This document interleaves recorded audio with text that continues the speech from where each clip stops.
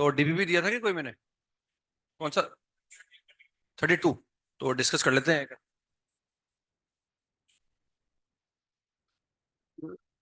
Hello. आवाज करते हैं बहुत।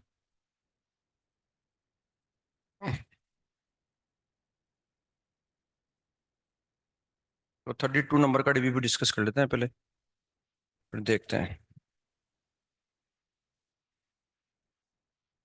32 के अंदर आंसर लिख लो।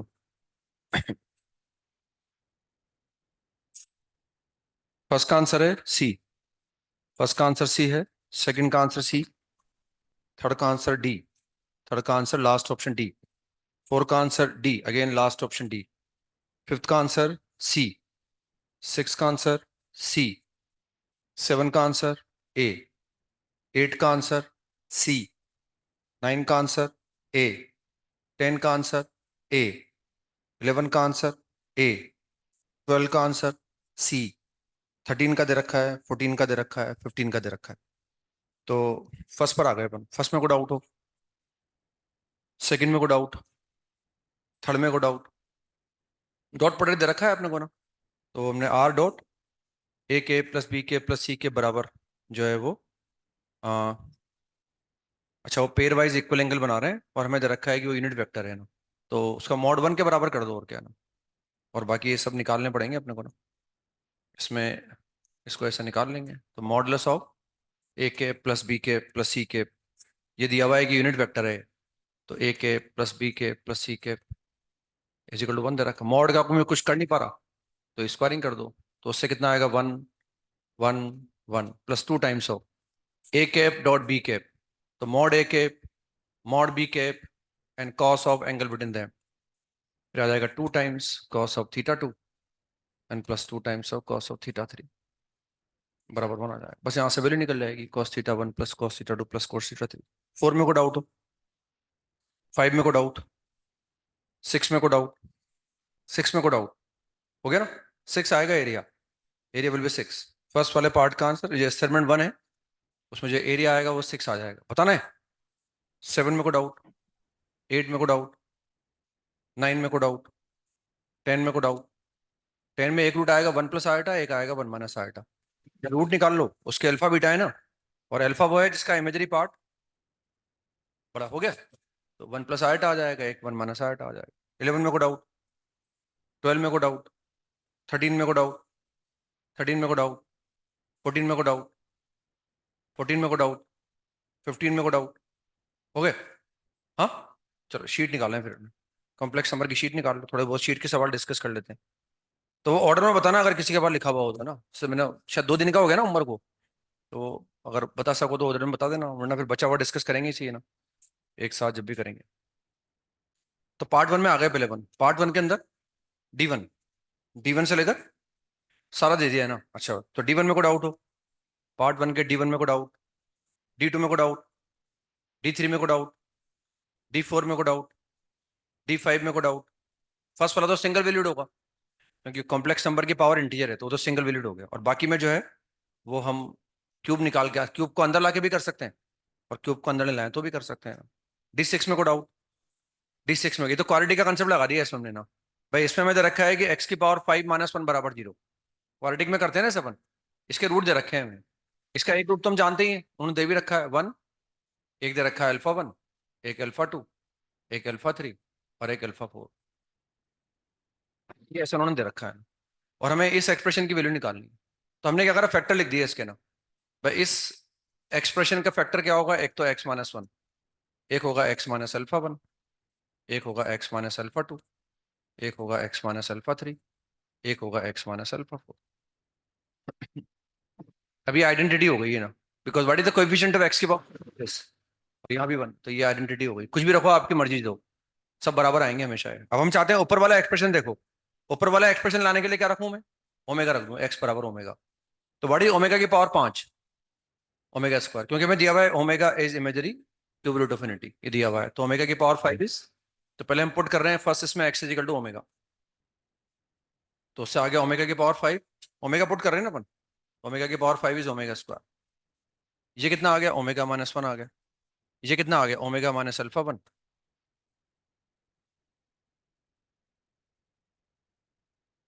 ये सारे हमें ये चाहिए ना, तो ये कितना आ जाएगा, this is equal to 1 upon omega. This is omega, omega, this is equal to omega. आगे समझ में, ये वैल्यू आ गई ओमेगा+1 के बराबर। अब एक बार क्या करो उसमें, सेकंड वाला एक्सप्रेशन देखो, ओमेगा स्क्वायर रख दो उसमें, है ना, x is equal to omega square रख देंगे, तो बड़ी ओमेगा की पावर 10 ओमेगा, तो ओमेगा स्क्वायर रख रहा हूं तो ओमेगा की पावर 10 हो गया।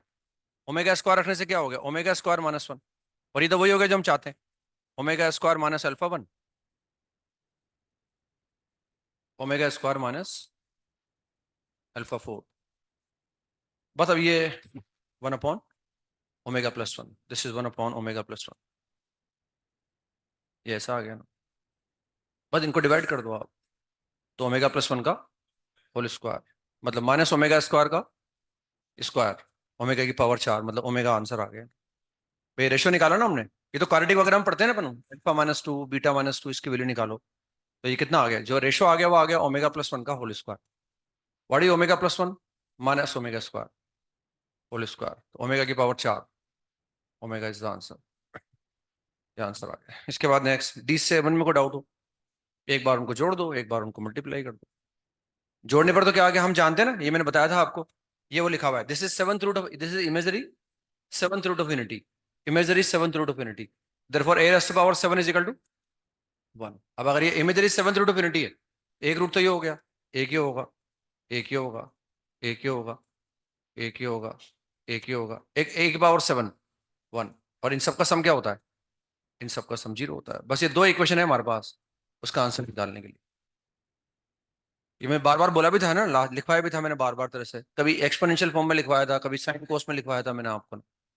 बस अब हमें इसमें अल्फा प्लस बीटा निकाल लो, तो अल्फा प्लस बीटा तो कितना आ गया, -1 हो गया अल्फा प्लस बीटा, है ना, क्योंकि इसमें 1 नहीं आएगा ना, हम जान हमें अल्फा प्लस बीटा में ये आएगा, तो वाली -1 आ जाएगी, और अल्फा इंटू बीटा निकालना है, तो हम जानते हैं अब अल्फा टू द पावर 7 अगर 1 के बराबर है, जिसे हम जानते हैं ना ओमेगा क्यूब अगर 1 के बराबर है, तो जब पावर 3 से बड़ी आती है तो उसका यूज कर लेते हैं। अब यहाँ पावर 7 से बड़ी आएगी, तो हम ए की पावर 7 बराबर 1 का यूज कर लेंगे, तो उससे हमारे पास अल्फा कितना है, अल्फा हमारे पास है A+, क्या लिखा, A³ आगे a⁻,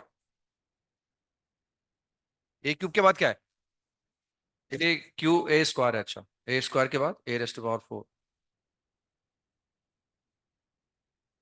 फिर आगे लिखा हुआ A², A³ 5 और 6, क्यूब 5 एंड 6, बस इनको मल्टीप्लाई कर दो ना, और मल्टीप्लाई करने के बाद फिर हमें इसकी जरूरत पड़ेगी तो उसको निकाल लेंगे ना, और जब भी लगे 7 से बड़ी पावर आ रही है तो A की पावर 7 बराबर 1 का यूज कर लो, तो इससे आ गया A⁻4, पहले इसको मल्टीप्लाई कर रहा हूँ सबसे, A⁻6, A⁻7 1, अब इसका नंबर आ गया A⁻5, A⁻7 से कितना आ गया वापस, 1 आ गया, A⁻8 यानी A हो गया, आगे समझ में, अब A की पावर 4 का नंबर आ गया, A की power 7 1, 9, 10, 1, A, A² A³ A⁻4 A⁻5 A⁻, ये तो कितना हो गया, 0 हो गया, ये तो 0 हो गया ना।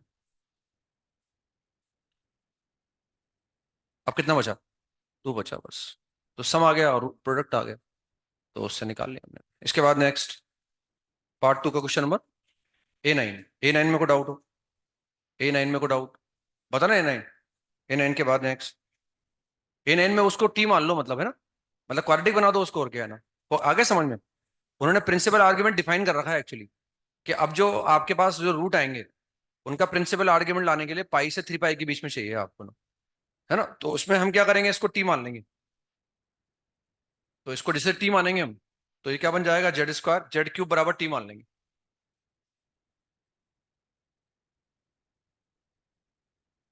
अब इसके रूट क्या होते हैं, ओमेगा और ओमेगा स्क्वायर, है ना, what is Z, T is Z³।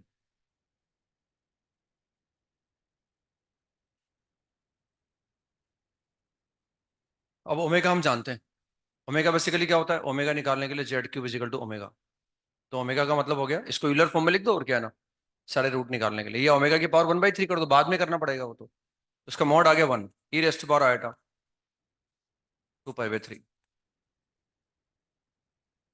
है ना, अब ऑल पॉसिबल वैल्यू निकालने के लिए इसके आर्ग्यूमेंट में क्या करो, 2m पाई जोड़ दो प्लस 2m पाई, यहां से आ जाएगा। And this is equal to z is equal to e raised to power iota, this is 6m pi plus का 2 पाई अपॉन 9। सही है, 9 आ गया ना। मतलब m की जगह 0 1 2 रखेंगे बस हम, m की जगह 0 1 2, तो m बराबर 0 रखा, तो z कितना आ गया 1 into E raised power iota 2 पाई/9, m बराबर 1 रख दिया, 1 into E raised power iota 8 पाई/9, m बराबर 2 रख दो, 13 पाई/9, 13 आएगा ना, हाँ 14 आ जाएगा, 14 पाई/9। अब देखो ये तो प्रिंसिपल है, क्योंकि जो प्रिंसिपल की जो डेफिनेशन दे रखी है उन्होंने, ये प्रिंसिपल में है, दिस इज 14 पाई/9, क्योंकि पाई/9 का मतलब पाई से बड़ा हो गया ना भैया, ये उस डेफिनेशन से प्रिंसिपल में नहीं है, तो इनको लिखने का तरीका चेंज कर दो, पाई से बड़ा चाहिए अपने को ना, तो इसमें दिस इज 2 पाई/9, 2 पाई/9 का मतलब पाई/9 इज 20 डिग्री, तो 40 डिग्री हो गया है। अब 40 डिग्री देखो यहाँ आएगा इस हमारे पास, ये 40 डिग्री है। अभी तो प्रिंसिपल नहीं हो सकता, लेकिन हमें पाई से बड़ा चाहिए, तो 2 पाई प्लस 40 डिग्री, ये प्रिंसिपल हो जाएगा, है ना। तो यहां से प्रिंसिपल आर्ग्यूमेंट क्या आया, 2 पाई प्लस 2 पाई/9, आ गया समझ में। यहां से देखो अब ये भी प्रिंसिपल नहीं है, पाई तो 2 पाई प्लस 8 पाई/9, क्योंकि ये this is 160 degree, this is 160, है ना, 160, तो 160 कहीं यहाँ आएगा, 160 यहाँ आएगा भाई, उससे कॉम्प्लेक्स नंबर थोड़ी चेंज होता है। अगर हम उस आर्ग्यूमेंट में 2 पाई जोड़ देते हैं तो कॉम्प्लेक्स नंबर चेंज नहीं होता, क्योंकि वो एंगल ही चेंज नहीं होता, लेकिन वो जो कहा जाता है उसकी बात मान लेते हैं अपने ना, है ना। वैसे हमारे हिसाब से प्रिंसिपल है, जो हम प्रिंसिपल आर्ग्यूमेंट की डेफिनेशन जानते हैं उस हिसाब से ये प्रिंसिपल है, ये प्रिंसिपल है, ये प्रिंसिपल नहीं है। उन्होंने डेफिनेशन चेंज कर दी अब उनको पाई से 3 पाई के बीच में चाहिए ना, तो ये पाई से 3 पाई के बीच में आ गया हमारे पास। अब ये चाहिए 160, तो यूं आएगा, लेकिन ये तो पाई से भी छोटा है, प्रिंसिपल हो नहीं सकता, और यूं तो नाप नहीं सकता क्योंकि नेगेटिव आ जाएगा, जबकि मैं तो पाई से बड़ा चाहिए, तो this is again 2 pi plus 8 pi, this is again 2 pi plus 8 pi, और इसमें तो कोई दिक्कत है नहीं है ना। इसको भी क्या करो, ऐसे लिख लो, ठीक है, ऐसा लिख लेते हैं हम, ठीक है, वो लिखने क्योंकि 2 पाई 2 पाई है ना, ताकि जोड़ना आसान रहेगा अपने लिए, समझ रहे हैं। तो इसको भी लिख लो, this is 18 pi - 4 pi, 18 pi minus, लिखने का तरीका चेंज कर रहे हैं इसको तो बताओ, ये तो वैल्यू चेंज कर दी अपन, यहाँ पे लिखने का तरीका चेंज कर रहे हैं बस, समझ रहे हैं। दिस इज 18 पाई माइनस का 4 पाई, मतलब 2 पाई माइनस 4 पाई/9, दिस इज 2 पाई, ताकि जोड़ना आसान रहेगा उनको ना। तो ये 3 आ गए यहाँ से, ऐसे 3 यहाँ से आ जाएंगे ना, यहाँ 2 पाई/3 आया है, तो और हम जानते हैं what is omega square, conjugate of omega, तो यहाँ 2 पाई/3 आया है, या माइनस का 2 पाई/3 आ जाएगा, 3 वैल्यू आ जाएंगी, लगेगा पाई से छोटी है, तो ऐसा करके निकाल लेंगे, 6 आर्ग्यूमेंट को जोड़ देंगे अपन। अभी सब ये उनकी डेफिनेशन के हिसाब से क्या आ गए, प्रिंसिपल में आ गए, बस उनको जोड़ देंगे 6 को ना, तो सब कट जाएंगे एक्चुअली, जैसे वहां नेगेटिव आ जाएगा, 2 पाई माइनस 2 पाई वहां जाएगा, जोड़ देंगे तो आ जाएगा 12 पाई।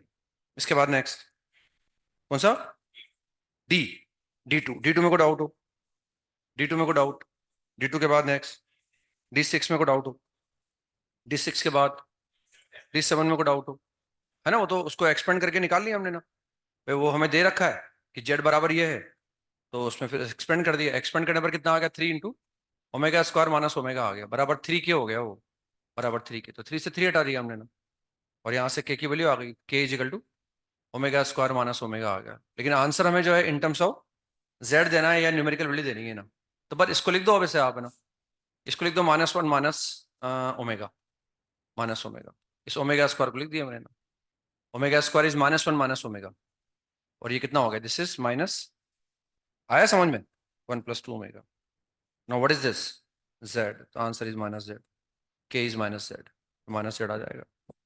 इसके बाद D8 में को डाउट हो, इसमें इसको याद रख सकते हैं अपन चाहें तो, पहले भी आया था क्या ये सवाल, दोबारा फिर है शायद, ये एक्सरसाइज 1 के पार्ट 3 का लास्ट सवाल भी यही है, सेम सवाल, ये जेई मेन में आया हुआ सवाल है ना, तो जैसे हमें इसको याद है, हमें इसके बारे में हम जानते हैं कि इसके रूट क्या आते हैं, ओमेगा ओमेगा स्क्वायर, इसके रूट आते हैं ओमेगा ओमेगा स्क्वायर, तो इसके रूट जो आएंगे ना, वो आएंगे -ओमेगा स्क्वायर, इसके रूट होते हैं -ओमेगा स्क्वायर,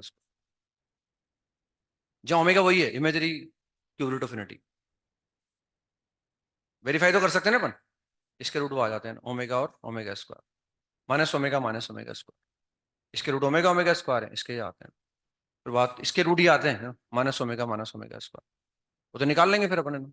इसके बाद नेक्स्ट पार्ट 3 में क्वेश्चन नंबर D1 में को डाउट हो, D1 में को डाउट, D1 के बाद नेक्स्ट D4 में को डाउट हो, D4 में फिर उसके रूट आ गए ओमेगा ओमेगा स्क्वायर, है ना।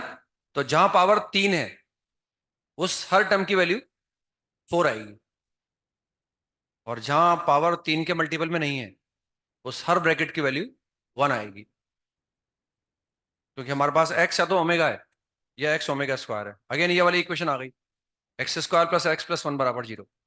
तो इधर x इजिकल टू ओमेगा और x is equal to omega square. तो मान लो मैं या तो ओमेगा लूंगा या ओमेगा स्क्वायर ले लूंगा, एक ही बात है ना। तो जैसे फर्स्ट वाला लिखा हुआ है x plus one by x, तो ये बनेगा omega plus one upon omega. What is one upon omega? -1 आ गया। अब इसका स्क्वायर कर रहा हूं तो वैल्यू क्या आ गई? 1 आ गई। फिर x square plus one upon x square, x क्या मान रहे हैं हम? Omega. What is one upon omega square? Omega. फिर इसका स्क्वायर कर दूंगा तो 1 आ जाएगा। X cube plus one upon x cube, x को क्या बोल रहा हूं मैं? Omega. What is omega cube? +1 बराबर 2। इसका स्क्वायर करने पर क्या आएगा? 4 आएगा। तो जिन ब्रैकेट्स में पावर 3 के मल्टीपल में है उस ब्रैकेट की वैल्यू 4 आएगी, और जिस ब्रैकेट में पावर 3 के मल्टीपल में नहीं है उस ब्रैकेट की वैल्यू 1 आएगी। समझ में आ गया? अब ऐसे हमारे पास टर्म कितनी है? टर्म्स हमारे पास है 1 से लेकर 27।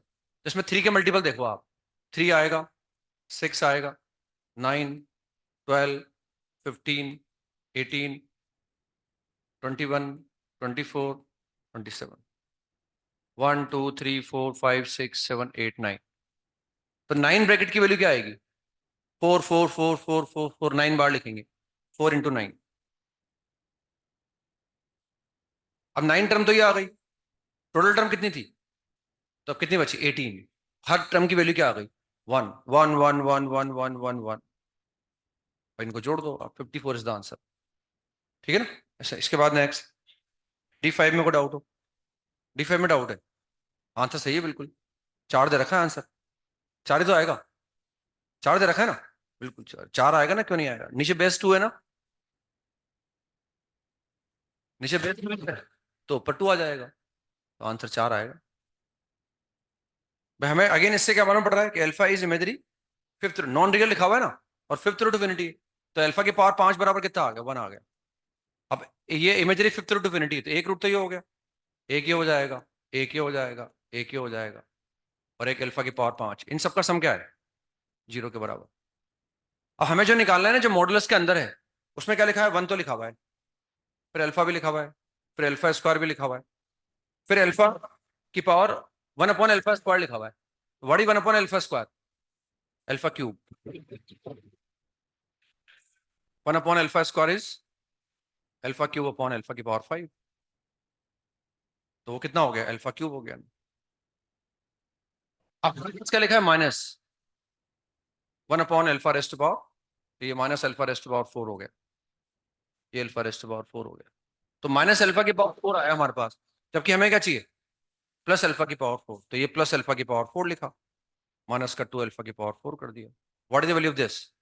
0। तो क्या बचा हमारे पास? मॉडुलस ऑफ 12, मॉड की प्रॉपर्टी लगा दी, mod of -2, mod of alpha की power 4। What is mod of -2? फिर मॉड की प्रॉपर्टी लगा दी। What is mod of alpha? 1, because what is alpha?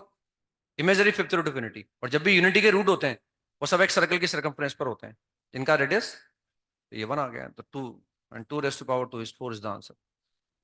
ठीक है ना? ऐसे निकाल सकते हैं। इसके बाद नेक्स्ट D6 में कोई डाउट हो? ये जेई में आया हुआ है सवाल, एडवांस के अंदर आया था मेरे साथ सवाल शायद, है ना? पता नहीं एडवांस में आया था कि मेन में आया था, आई थिंक एडवांस में आया था। नंबर ऑफ रूट पूछे थे इसमें ना, एक ही रूट आएगा, नंबर ऑफ डिस्टिंग पूछा गया है इसमें ना, तो जेड क्यूब बराबर 0 आ जाता है, सिंपली जेड क्यूब आ जाता है ना।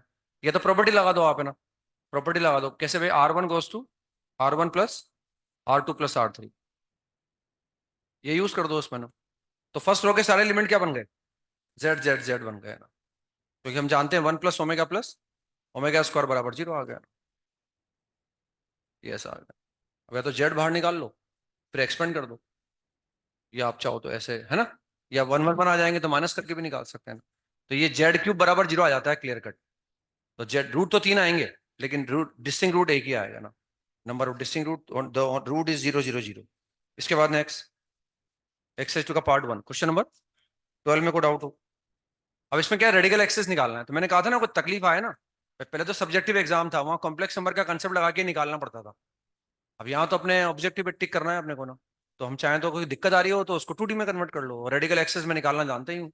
क्या होता है रेडिकल एक्सेस, दोनों को माइनस कर दो, माइनस करने पर आंसर एक्स वाई में आएगा। एक्स की जगह रख दो Z plus Z bar upon 2, और वाई की जगह Z minus Z bar upon 2 iota रख दो। इस तरीका दिमाग में कम से कम यूज हो रहा है अपने ना। तो वरना अपन कॉम्प्लेक्स नंबर से भी निकाल सकते हैं, स्क्वायरिंग कर दो, यहाँ मैं 2D में कन्वर्ट कर रहा हूँ। फर्स्ट वाला सर्कल क्या आ गया देखो आप, फर्स्ट वाला सर्कल आएगा एक्स माइनस 2 का होल स्क्वायर और प्लस वाई स्क्वायर बराबर 9, ये फर्स्ट वाला सर्कल आ गया।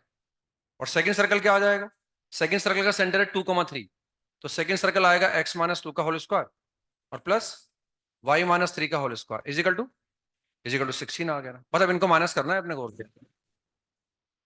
रेडिकल एक्सेस निकालने के लिए दोनों को माइनस कर दो। तो इस फर्स्ट वाले में से सेकंड को माइनस कर दो, तो what we get 6y and -9 is equal to -7। सही है, यानी मेरे हिसाब से कुछ गलत किया है मैंने, और 2,3 आएगा ना वो, सही लिखा है। तो दिस इज सही है। तो दिस इज माइनस, ये तो हट ही जाएगा, माइनस का 6y प्लस 6y बन गया, +9 आया है -9 आ गया, माइनस सही लिखा है मेरे हिसाब से ना। दिस इज 6y -2 बराबर 0, देयरफॉर 3y -1 बराबर 0। मतलब y की जगह क्या लिख दूंगा मैं, y इमेजरी पार्ट है, हमने z को मान लिया x प्लस आइटा y, तो z बार कितना हो गया, x माइनस आइटा y, हमें y निकालना है, तो 2 iota y is equal to z minus Z bar upon 2 iota, y की जगह रख दूंगा मैं ना, तो this is 3 z minus Z bar upon 2 iota -1 बराबर 0। अब इसमें what is 1 upon iota, minus iota, तो माइनस का 3 आयोटा जेड माइनस जेड बार -2 बराबर 0, देयरफॉर माइनस का 3 आयोटा जेड, 3 आयोटा जेड बार -2 बराबर 0, 3 आयोटा जेड माइनस का 3 आयोटा जेड बार +2 बराबर, this is the answer, this is the radical axis, है ना। फटाफट 2D में कन्वर्ट कर लिया और निकाल, या फिर हम ऐसा भी कर सकते थे, जैसे मैंने 2D में कन्वर्ट किया ना, आप ऐसा कर लो भाई, सर्कल ही तो माइनस करने हैं अपने को, ये z-2 इंटू z-2 का होल बार बराबर कितना हो गया, बराबर 9 हो गया है। ये मॉड का स्क्वायर कर दिया मतलब मैंने, और z इंटू जेड बार कर दिया उसको, तो यहां से कितना आ जाएगा, z into z bar minus का 2 इंटू जेड माइनस का 2 इंटू जेड बार और -5 बराबर 0। ये सर्कल आ गया, ऐसे दूसरा सर्कल निकाल लो, दोनों को माइनस कर दो, अपने आप डायरेक्टली ऐसा आ जाएगा, वो मैनिपुलेट करने की जरूरत नहीं पड़ेगी। रेडिकल एक्सेस का मतलब तो वही रहेगा ना, ये फटाफट 2D में कन्वर्ट करके कर दिया कॉम्प्लेक्स नंबर में हमने, तो फटाफट जैसा निकाल कर लेंगे ऐसे, है ना। इसके बाद नेक्स्ट 15 में को डाउट हो, 15 में को डाउट होता ना, 15 में को डाउट।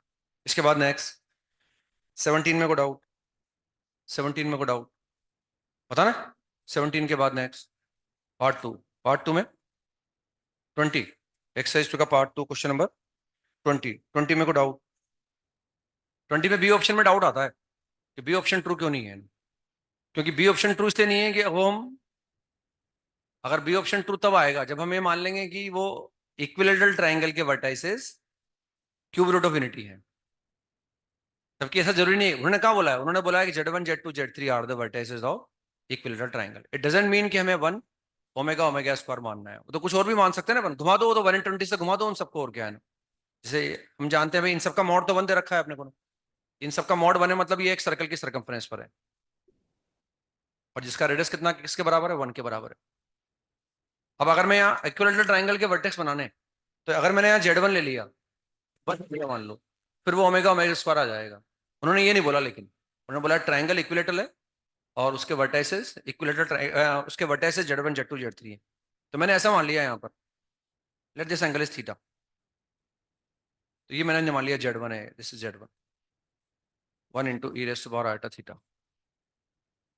रेडियस मैंने 1 मान लिया क्योंकि मॉड 1 दे रखा है ना। अब इक्विलेटर के लिए मुझे कितना घुमाना पड़ेगा इसको? 120 घुमाना पड़ेगा, तो 120 घुमाने पर ही यहाँ आ जाएगा ना। अब मुझे पता नहीं 120 कहाँ है, 120 प्लस थीटा कहाँ आएगा मुझे पता नहीं है। मैंने यहाँ Z2 मान लिया, तो what is Z2? This is 1 into E raised power iota theta plus 2 pi by 3। फिर 120 घुमा दूंगा मैं, पता नहीं कहाँ आएगा। ये Z3 हो गया ना। Again Z3 is equal to again 1 into E raised power iota theta plus 4 pi by 3। ये ऐसा आ गया हमारे पास, है ना। तो ये इक्विलेटर बन गया क्योंकि ये एंगल 120 है, ये वाला एंगल भी 120 है। समझा था मैंने आपको? तो भाई ये सर्कल की कॉर्ड है, तो सेंटर में 120 बना रही है, वहां कितना बनाएगी? 60 बनाएगी। इक्विलेटर बन गया मतलब है ना।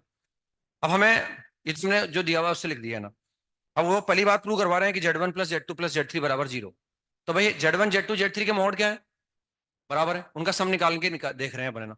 तो हमने इसको मान लिया Z1 plus Z2 plus Z3। ये सम हम निकाल के दिखा रहे हैं कि 0 आ रहा नहीं आ रहा। तो देखो Z1 ये है, Z2 ये है, Z3 है। इसमें से मैं कॉमन ले सकता हूँ ई रेस्ट पावर आइटा थीटा। तो यहाँ कितना बचा? Z1 में कितना बचा? 1। यहाँ कितना बचा? ओमेगा। यहाँ कितना बचा? Omega square. नहीं आया ओमेगा समझ में? बड़ी ई की पावर आइटा 2 पाई बाई 3। भाई ये मल्टीप्लाई होगा ना, ई की पावर आइटा थीटा इंटू ई की पावर आइटा 2 पाई बाई 3 लिखा हुआ है, वो आगे समझ में। ई की पावर आइटा थीटा इंटू ई की पावर आइटा 4 पाई बाई 3। तो ई की पावर आइटा थीटा कॉमन ले लिया हमने, वो आ रहा है समझ में। तो 1 प्लस ई की power iota 2 pi by 3 plus e की पावर आइटा 4 पाई बाई 3। तो दिस इज ओमेगा, तो ओमेगा स्क्वायर हो जाएगा ना। आगे समझ में? और ये 0 होता है तो 0 आ गया ना। अब नहीं आया समझ में? अब Z1 plus Z2 plus Z3 0 है, इन सबके मॉड बराबर है, इनके रेसिप्रोकल का सम क्या हो गया? 0 हो गया। तो 1/Z1 प्लस 1 कॉम्प्लेक्स नंबर का सम 0 के बराबर हो, उनके मॉड बराबर हो, तो इससे सिग्मा Z1 Z2 बराबर कितना आ गया? 0 आ गया। ये Z1 Z2 Z3 0 आ गया। अब वो एक और चाहिए हमें, Z1 क्यूब वाला ना। Z1 cube Z2 cube Z3 cube वाला। तो जानते हैं जब क्यूब है, अगर a plus B plus C बराबर 0 तो बड़ी a cube B cube C cube 3abc। तो a cube B cube C cube बराबर 3 a b एंड c। अब हम चाहते हैं ये निकालना। अब इनको तीनों को मल्टीप्लाई करना है, देखो मुझे आप ना। Z1 Z2 Z3 को मल्टीप्लाई करना है, Z1 Z2 Z3 को मुझे मल्टीप्लाई करना है। तो इनको मल्टीप्लाई करने पर देखो कितना आ जाएगा ना। मल्टीप्लाई करूंगा ना मैं इनको, तो बेसिकली कितना आ जाएगा? E raised power iota 3 theta आ जाएगा वो। क्योंकि ये क्या लिखा हुआ है, ये देखो ये लिखा हुआ है e raised power iota theta into omega. समझ रहे हैं? ये लिखा हुआ है e raised power iota theta into omega square, है ना। नहीं दिख रहा? ये आ जाएगा e raised power iota theta into omega square. और वो ई की पावर आइटा थीटा ही है ना। तो जब इनको मैं मल्टीप्लाई करूंगा तीनों को, तो वो क्या आ जाएगा? E raised power iota theta, e raised power iota theta into omega, e raised power iota theta into omega square. ये ऐसा आ जाएगा ना। तो ओमेगा क्यूब तो 1 हो गया, है ना। और कितना बचा? वो 3 into E raised power iota theta का होल क्यूब बचा वो। और व्हाट इज दिस? Z1। तो 3 Z1 क्यूब। तो इस Z1 क्यूब को इंटरचेंज कर दूंगा उधर, तो 2 Z2 क्यूब आ जाएगा। Z2 cube plus Z3 cube बराबर 2 Z1 क्यूब आ जाएगा वो, है ना। इसके बाद कौन सा है? 22।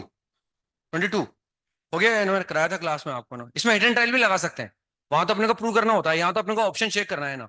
हिट एंड ट्रायल भी लगा सकते हैं क्योंकि हमें दे रखा है these are nth root of unity. तो मान लिया n बराबर 3 है, लेट n बराबर 3। 3 ही क्यों माना सर आपने? 3 मानने से कम मेहनत करनी पड़ेगी ना। 4 भी मान सकते हैं, 5 भी मान सकते हैं, n भी मान सकते हैं। तो n बराबर 3 मान लिया मैंने। और n बराबर 3 मानने से क्या है? क्यूब रूट ऑफ यूनिटी हो गए वो, है ना। यानी 1 तो 1 हो गया, एक अल्फा 1 आएगा और एक अल्फा 2 आएगा। तो ये 1 हो गया, ये ओमेगा हो गया, ये ओमेगा स्क्वायर हो गया। अब ऑप्शन चेक कर सकते हैं फटाफट इसमें ना। तो पहला वाला क्या आ गया? 1/1 माइनस ओमेगा। फिर वो क्या आ गया? 1/1 माइनस अल्फा 2। अल्फा 2 का मतलब क्या हो गया? ओमेगा स्क्वायर, है ना। और ओमेगा स्क्वायर बेसिकली क्या होता है? What is omega square? Basically omega का कॉन्जुगेट। और what is omega into omega bar? 1। Mod omega 1 होता है ना भाई।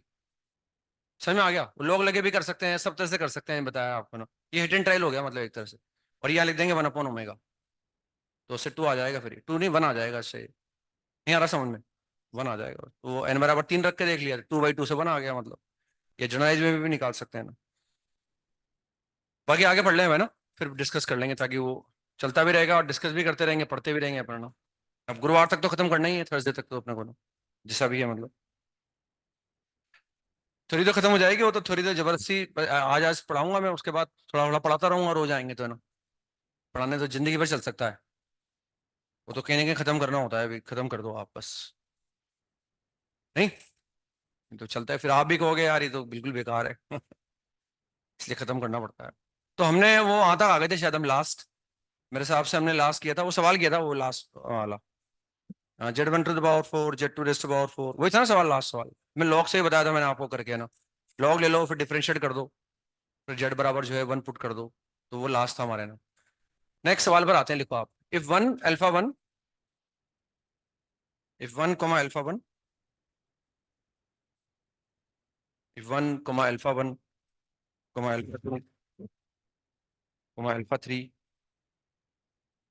up to alpha n minus 1, if 1 alpha 2 up to alpha n minus 1 are the nth roots of unity,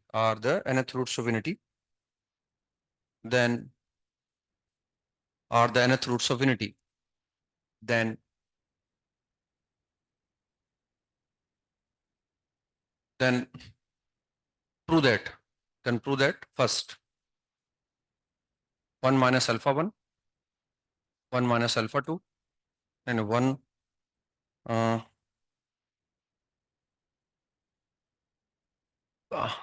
1 plus alpha 1, 1 plus alpha 2,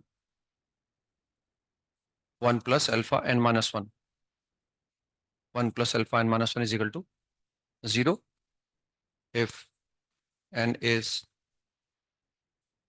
even, 1 if n is odd। इस expression की दो value आएंगी, 0 या फिर 1, डिपेंडिंग अपॉन एन इवन है कि odd है। Second prove करना है हमें, 1 minus alpha 1, 1 minus alpha 2, 1 minus alpha 3, 1 minus alpha n minus 1 is equal to n, and third one is sin pi by n, sin of 2 pi by n, sin of 3 pi by n, sin of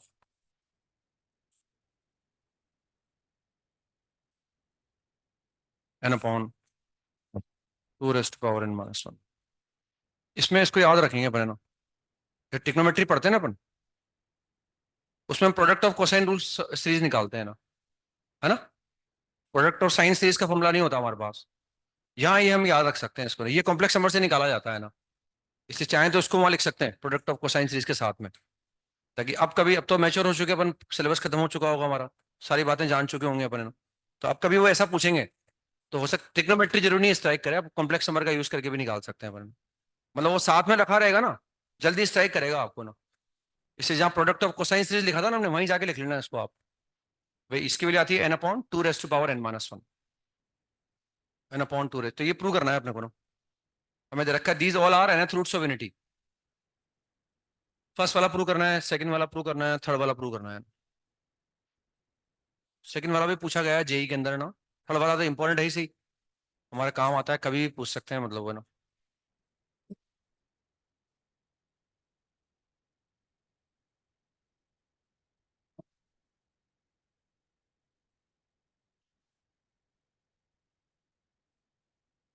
exam exam होगा आपके school के, school के exam देने गए थे ना आप, कहाँ गए थे? मतलब खिड़की आ रही थी। वो क्या बात चल रही, दिवाली अभी तक चल रही थी? आप तो कह गए थे स्कूल स्कूल के एग्जाम में सर मैं आऊंगा ही नहीं, ऐसा कह के गए थे आप तो।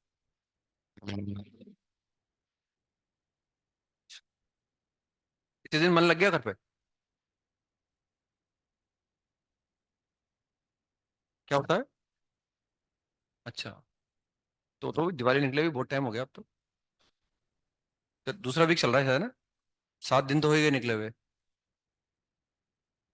अच्छा, वो मिस होते ही फिर दिक्कत आती है, जो 7 दिन बाद ही आती ट्रेन।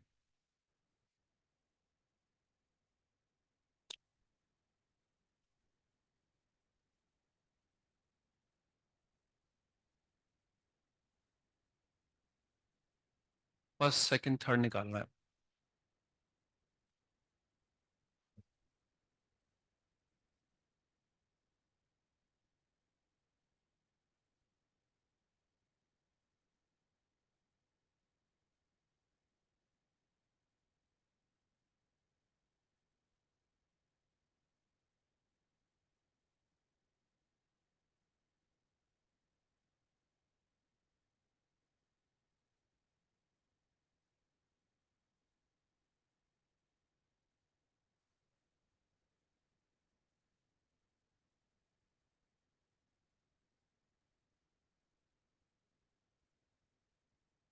वो तो फैक्टर लिख के कर लेंगे अपन, और क्या है ना भाई, वो जेड की पावर एन है, उसमें एन बराबर माइनस जेड बराबर -1 रख देंगे ना।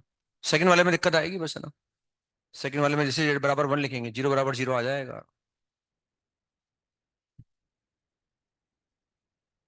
तो ये these all are nth roots of unity, है ना। ये आसानी से आ जाता है क्योंकि लिखा हुआ है वहां पर। इसमें थोड़ा सा दिमाग लगाना पड़ेगा हल्का सा। वो जो रिक्वायरमेंट है वो मैं बता चुका आपको क्लास में ना, जो चीज काम आएगी वो मैं बता चुका आपको। ये थोड़ा ट्रिकी है बस, है ना। थोड़ा सा इसमें सोचना पड़ेगा अपने को। तो फर्स्ट वाले में हो गया, अटेम्प्ट कर लिया। तो उसमें हमारे पास ये दे रखा है, these all are since z to the power n-1 बराबर जीरो, ये एक इक्वेशन है। इसके एन रूट आएंगे, उनमें से एक वन आएगा, एक अल्फा वन आएगा, एक अल्फा टू आएगा, और ये हमारे पास आएगा अल्फा n-1। जिसे हम बोलते हैं ना अल्फा बोलते हैं। अल्फा क्या होता है? जो कॉमन रेशो होता है वो होता है ई रेस्ट पावर आइटा 2 पाई n होता है।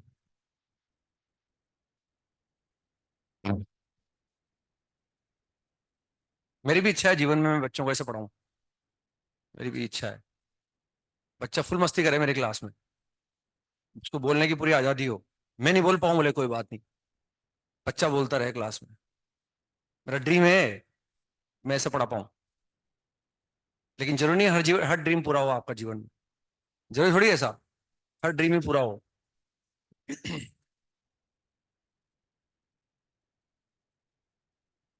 मतलब आप मजा ले सकते हैं अंदर ही अंदर, वो तो मैं टोकन मना ही नहीं कर सकता उससे ना। उनको देख कर भी आप भी मजा ले सकते हैं।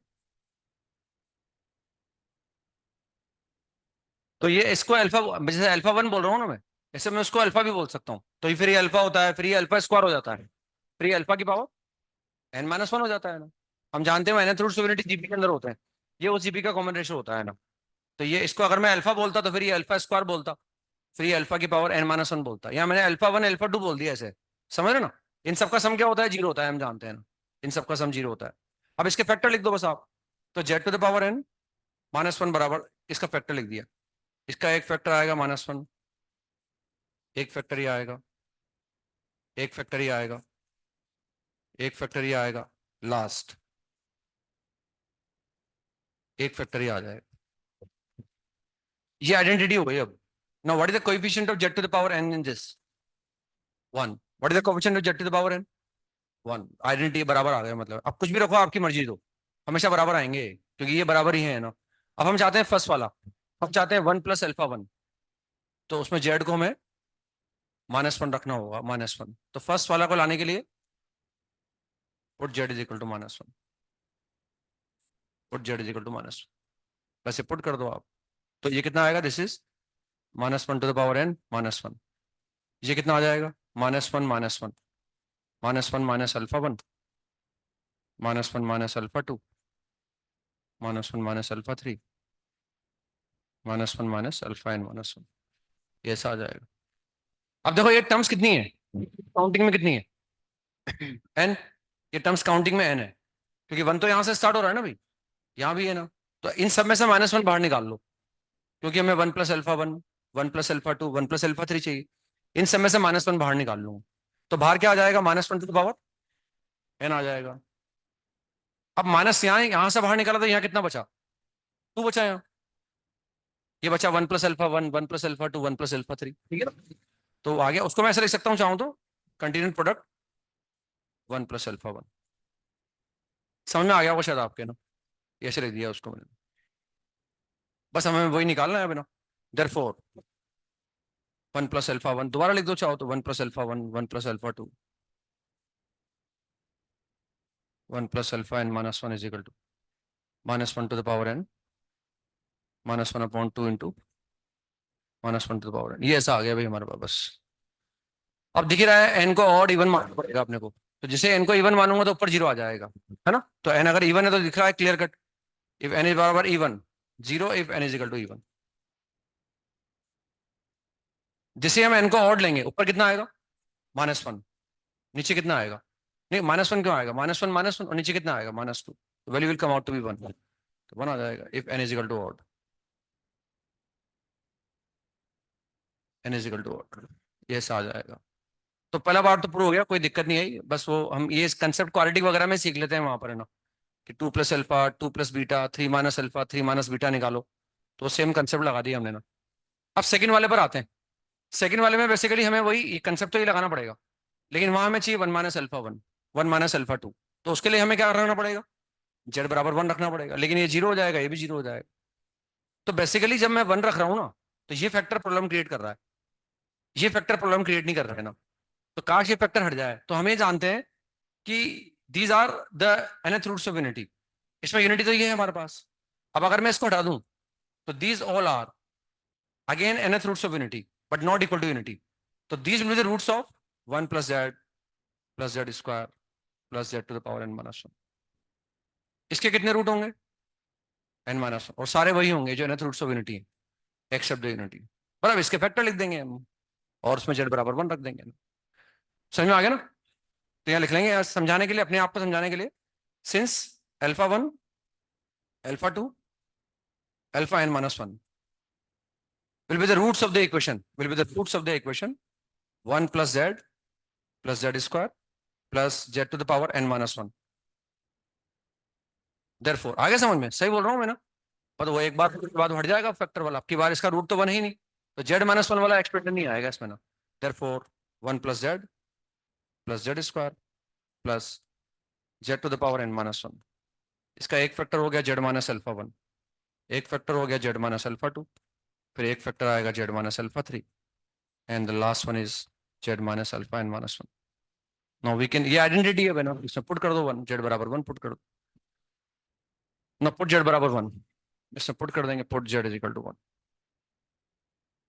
तो कितना आ गया 1 minus alpha 1 1 minus alpha 2 1 minus alpha 3 1 minus alpha n-1, and this will come out to be n, क्योंकि 1 1 आएगा ना, कितने टर्म्स है, n टर्म्स हमारे पास है, 1 1 1 1 n बार आ गया मतलब।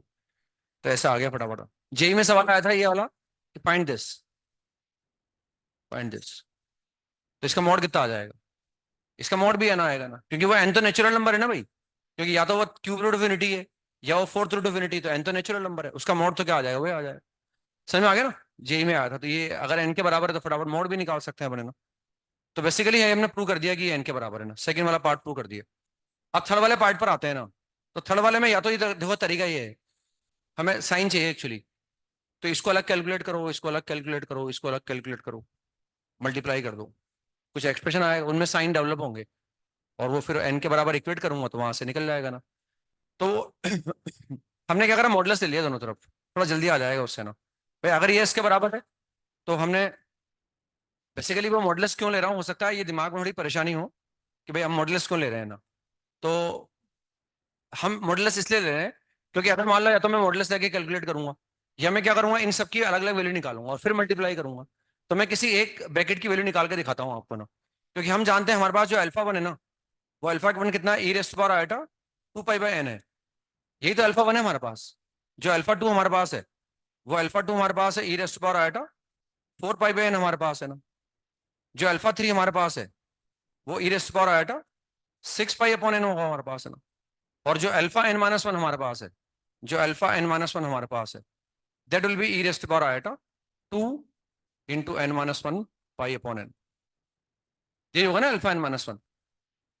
ये उस जीपी का कॉमन रेशो होता है, तो ये अल्फा हो गया, तो ये अल्फा स्क्वायर, नहीं आ रहा समझ में, ये अल्फा क्यूब, और ये अल्फा रेस्ट पावर n-1 हो गया, तो इसकी पावर n-1 लगाएंगे तो वही आ जाए। ये सब हमारे पास लिखे हुए हैं ना। अब मैं इसमें से चाहे इनको अलग अलग को निकालूं या मॉड लूं, तो वो मॉड क्यों ले रहा हूँ ये समझ में आ जाएगा आपके इससे ना। मैं मान लो 1 माइनस अल्फा 1 निकालता हूँ, 1 minus alpha 1 is equal to 1 minus e raised power आएगा 2 पाई अपॉन n। ये मुझे निकालना पड़ेगा। अब ये हम जानते हैं। किसको मिस कर रहे हैं हम? कुछ मिस कर रहे हैं इसमें हम। जिसे हम जानते हैं ना, अगर इस तरह का एक्सप्रेशन लिखा हुआ हो, 1 - e⁻² थीटा लिखा हुआ हो, तो हम क्या करते हैं, e⁻² थीटा को बाहर निकाल लेते हैं। उसको बाहर निकाल लो। तो उसमें क्या है हमारे पास, हमने माइनस साइन भी बाहर निकाला साथ में, माइनस साइन भी बाहर निकाला। तो इसको लिखा मैंने -e⁻² मैंने बाहर निकाल लिया। अब जो हम कॉमन लेते हैं उससे डिवाइड कर देते हैं ना। तो ये कितना आ जाएगा, this is e⁻π/n -e⁻−i⁻π/n।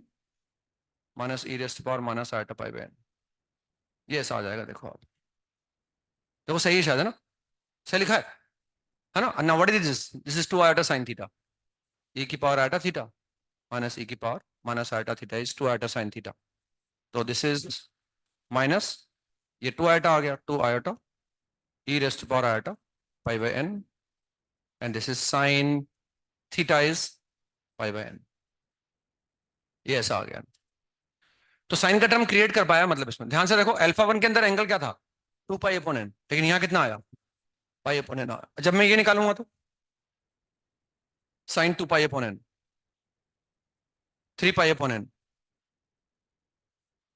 Sign n-1 π/n, यही चाहिए मुझे साइन के एंगल। तो या तो मैं क्या करूं, अब जाकर मैं इन सबकी वैल्यू निकालूंगा तो निकल जाएगी, उस सिमिलरिटी से निकल जाएगी। अब मैं ए भी फटाफट निकाल लूंगा। ये कितना आएगा, माइनस का 2 i e⁻i⁻2 π/n, और साइन 2 π/n आ जाएगा, है ना? तो अब हम, या तो जिसे ये निकाल लिया तो सब निकाल सकता हूं मैं, फिर मैं मल्टीप्लाई कर दूंगा ना। लेकिन अगर मैं समझूं कि भाई मुझे साइन चाहिए, मुझे सिर्फ इससे मतलब है ना, तो अगर मैं 1 - अल्फा का मॉड निकालूं, देयरफॉर 1 - α1 का मॉड अगर मैं निकालूं, तो दैट इज माइनस का 2 i।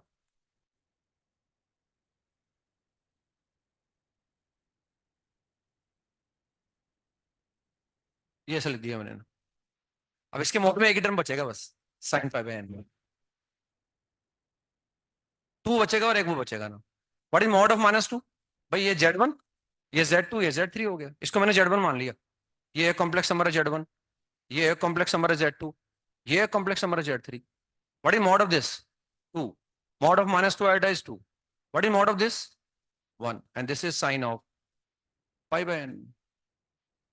ये ऐसा आ गया, साइन π/n।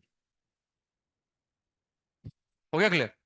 तो यह ऐसे आ गया ना। अब उसमें क्या आएगा देखो आप, जब सिमिलरली मॉडुलस ऑफ 1 - α2 अगर मैं निकालूंगा तो आ जाएगा 2 sine of 2 π/n। 1 - α3 is equal to, आ रहा है समझ में, 2 साइन 3 π/n। लाइकवाइज अगर मैं निकालता रहूंगा तो modulus of 1 - α n-1।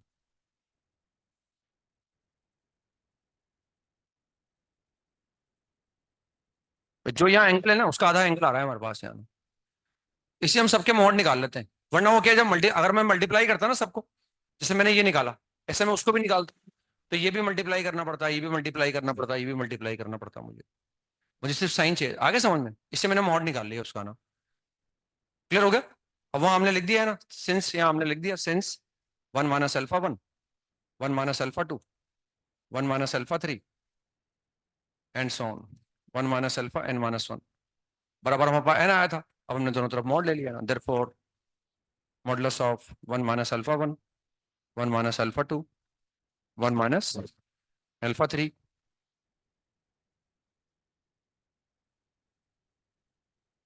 1 - α n-1 is equal to mod of n। अब n तो नेचुरल नंबर है तो n हो जाएगा, फिर इसका मॉड अलग अलग कर देंगे ना। मॉडुलस ऑफ 1 - α1, मतलब वो मल्टीप्लाई करने से आसान काम हो गया वो, वरना मल्टीप्लाई करने पर भी आ जाता, ऐसी बात नहीं हो। लेकिन वो मॉड लेने से आसान हो गया हमारा काम। मॉड की प्रॉपर्टी लगा दी, सबका मॉड अलग अलग कर दिया हमने, और ये कितना आ गया, n आ गया। और ये सब हम जानते ही, कितना आया इसमें, 2 sine π/n। This is 2 sine 2 π/n। This is 2 sine 3 π/n। And finally 2 sine n-1 π/n is equal to n। तो ये टर्म्स कितनी काउंटिंग में यहाँ से आ, तो 2 की पावर n-1 आ गया बस। therefore sin π/n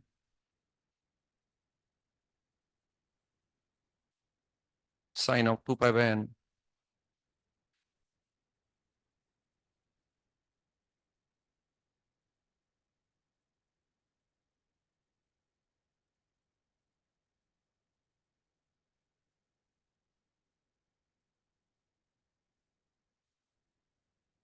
जैसे मुझे भी निकालना हो sine pi by 7, sine 2 pi by 7, sine 3 pi by 7, sine 6 pi by 7, तो एन बराबर क्या रख दूंगा इसमें? मैं 7 रख दूंगा, एन बराबर 7 रख दूंगा, है ना? फटाफट निकाल लेंगे वो। Pi by 7, pi by n, 2 pi by n, 3 pi by n, ऐसे दिखा हुआ है ना, and this product is this. इसको याद रखेंगे अपन, ऐसे निकाल सकते हैं इसको अपन। लेकिन एक सवाल करते हैं अपन, तो ये भी एक इंपॉर्टेंट था, तीनों चीजें इसको हमने निकाल लिया ना।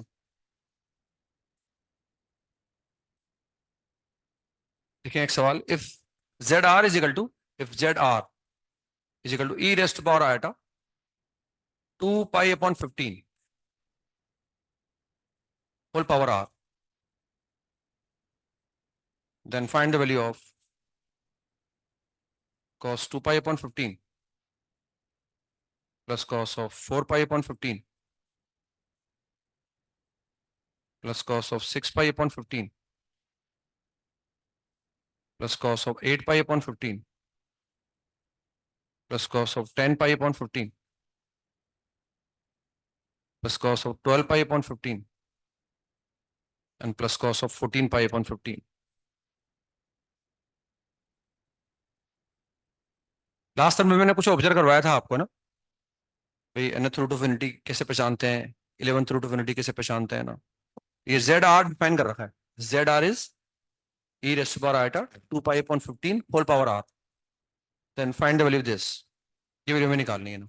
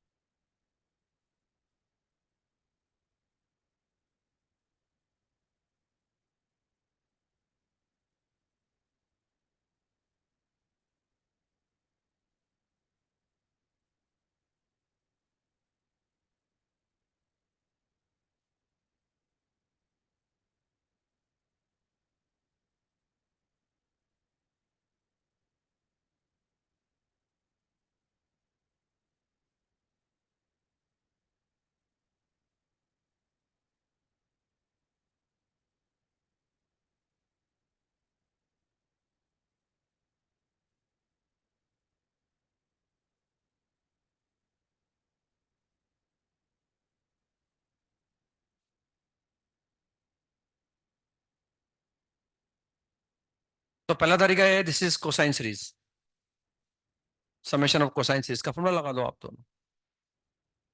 और कोसाइन सीरीज के सम का फॉर्मूला कब लगाते हैं? जब उसके एंगल एपी में होते हैं ना। प्रोडक्ट ऑफ कोसाइन सीरीज का फॉर्मूला कब लगाते हैं? जब हर बाद में आने वाला एंगल पहले वाले एंगल का डबल हो, मतलब वो एंगल जीपी में हो और जीपी का कॉमन रेशियो क्या हो, 2 के बराबर हो ना, तब प्रोडक्ट ऑफ कोसाइन सीरीज का फॉर्मूला लगाते हैं। प्रोडक्ट ऑफ साइन सीरीज में अभी हमने फॉर्मूला डिराइव किया है ना, उसका यूज कर लेंगे ना। और समेशन ऑफ साइन सीरीज या कोसाइन सीरीज तभी लगा सकते हैं जब उनके एंगल एपी में आ रहे हो। तो एक तो ये एंगल एपी के अंदर है, तो इसका फॉर्मूला जानते हैं क्या होता है, cosine of first angle plus last angle upon 2 sine n beta by 2 upon sine beta by 2। N का मतलब नंबर ऑफ टर्म्स है और बीटा का मतलब common difference of the angle. तो what is number of terms? 7। What is common difference of the angle? 2 pi upon 15। मतलब formula लगा सकते हैं इसमें। This is cosine of first angle plus last angle upon 2 is 8 pi upon 15 sine n beta by 2। What is beta by 2? Beta by 2 is pi by 15 sine beta by 2, sign beta by 2 is pi upon 15। ठीक है ना, ऐसे लिख दिया इसको। अब हम जानते हैं 7 पाई अपॉन 15 या साइन कोस के एंगल अलग अलग हैं, तो या तो मैं 2 साइन ए कोस बी का फॉर्मूला लगाऊं, 2 sine a cos b sine of a plus B plus sine of a minus b, या मैं कोशिश करता हूँ एंगल सेम हो जाए। तो दीज आर सप्लीमेंट्री एंगल्स, इनका सम 180 के बराबर आ रहा है। और अगर दो एंगल सप्लीमेंट्री है तो उनके साइन बराबर होते हैं। If theta plus five is equal to pi, then sine theta बराबर साइन फाइव। तो ये सप्लीमेंट्री एंगल है, इन सप्लीमेंट्री एंगल के साइन बराबर होते हैं। It is same as sine of 8 pi upon 15। तो कॉस साइन के एंगल सेम हो गए। 2 से ऊपर नीचे मल्टीप्लाई कर दो, ये 2 से ऊपर नीचे मल्टीप्लाई कर दो, ऊपर क्या हो गया, sine 16 pi upon 15 and 16 pi upon 15 can be written as this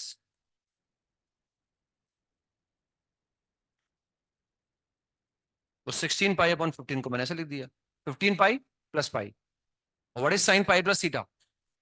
minus sine theta. तो इस माइनस साइन थीटा से हट गया, माइनस साइन आ गया, आंसर इज -1/2। इसमें कहीं कॉम्प्लेक्स नंबर का यूज नहीं करा हमने ना, सिंपल वो हमने कोसाइन सीरीज का फॉर्मूला लगा दिया, ठीक है ना, कहीं भी उसका यूज नहीं किया हमने, simply summation of cosine series का फॉर्मूला लगा दिया बस। अब कॉम्प्लेक्स नंबर से कैसे करते हैं ना, तो कॉम्प्लेक्स नंबर से करने के लिए हमें ये दे रखा है जेड आर। देखो इसको मैंने ऐसे लिख दिया है ना, e raised to power iota 2 r pi upon 15। हम जानते हैं 15 है ना, तो अगर मैं आर की जगह 0 से लेकर 14 तक रखूंगा तो ये 15 रूट ऑफ यूनिटी आ जाएंगे। कौन से आएंगे? 15 roots of unity, 15 roots of unity आ जाएंगे हमारे पास। ये बता देना, मैंने आपको लिखवाया भी था अलग अलग तरह से, कॉस साइन भी आपको लिखा हुआ ना, तो बस हमारे पास 15 रूट ऑफ यूनिटी आ गए ना। यानी हम, अगर मैं जेड की जगह यहाँ, अगर मैं आर की जगह 0 से लेकर 14 तक रखूंगा तो मुझे 15 रूट ऑफ यूनिटी मिल जाएंगे ना। उसके आगे भी लिखना जारी रखूंगा ना तो वैल्यू नहीं आएगी, वो सेम रिपीट होने लग जाएगी ना। तो हम देख सकते हैं भी यहाँ से एक वैल्यू आ जाएगी हमारा 1, आर को 0 लिखूंगा तो 1 आएगा, फिर एक क्या आएगा? Z1 आ जाएगा, फिर एक आएगा Z2, है ना, उसको Z2 बोल रहा हूं मैं। कितने रूट आएंगे इसे? Z3, Z4, Z5, Z6, Z7, Z8, Z9, Z10, Z11, Z12, Z13, 14, Z14 आ गया, ये ऐसा आ गया, 15 रूट ऑफ यूनिटी आ गए ना। इन सबका सम क्या होता है? 0 होता है, सम 0 होता है। तो ये 1 plus Z1 plus Z2 plus Z3 plus Z4 plus Z5 plus Z6 plus Z7, 15 root है हमारे पास। एक तो ये हो गया, ये 7 हो गए, और 15 है, 15 रूट यूनिटी की बात करें, रियल रूट एक ही आएगा, बाकी कितने बचे? 14। 7 ऊपर होंगे और 7 उनके कॉन्जुगेट होंगे ना, तो अब बचे बचे 7 होंगे, उनके कॉन्जुगेट आएंगे। यानी एक आएगा Z1 बार, इनमें से कोई भी एक Z1 बार है, एक आएगा Z2 बार, Z3 बार, Z4 बार, Z5 बार, Z6 बार, वो तो क्या लिखने में टाइम लग रहा है अपने को, वरना अपन खुद सोचेंगे ना तो समय कम लगेगा उसमें ना। Z6 बार और Z7 बार, ये ऐसा आ गया हमारे पास। यार हम जानते हैं सम 0 के बराबर है, क्योंकि 15 थ्रू यूनिटी का सम 0 के बराबर आएगा ना, ये 0 आ गया ना। अब हमें क्या चाहिए? हमें तो कॉस चाहिए। हम जानते हैं Z1 का मतलब क्या है, what is the meaning of Z1? 2 pi upon 15, है ना। What is Z2? 4 pi upon 15, मतलब आर्ग्यूमेंट बोल रहा हूं मैं ना। What is Z7? 14 pi upon 15। ना what is Z1 plus Z1 bar? 2 into real part of Z1। तो ये आ गया 1 plus 2 into real part of Z1, फिर वो कितना आएगा? Real part of Z2, real part of Z3। नहीं आ रहा समझ में? Real part of Z2, real part of Z3, real part of Z7, real part of Z7। इसको मैंने ऐसे लिख दिया ना। अब ध्यान से देखें, what is real part of Z1? What is Z1? पहले देखो व्हाट इज Z1, फिर what is real part of Z1। What is real part of this? cos 2 of pi 15। आ गया समझ में? तो ये 1 की जगह 1 आ गया, प्लस 2 की जगह 2 आ गया, and this is cos of 2 pi upon 15। कितनी टर्म है? 7 टर्म है ना। फिर आएगा 4 पाई upon 15, cos of 6 pi upon 15, and finally 14 pi upon 15। और वो 0 के बराबर चल रहा है अपने ना।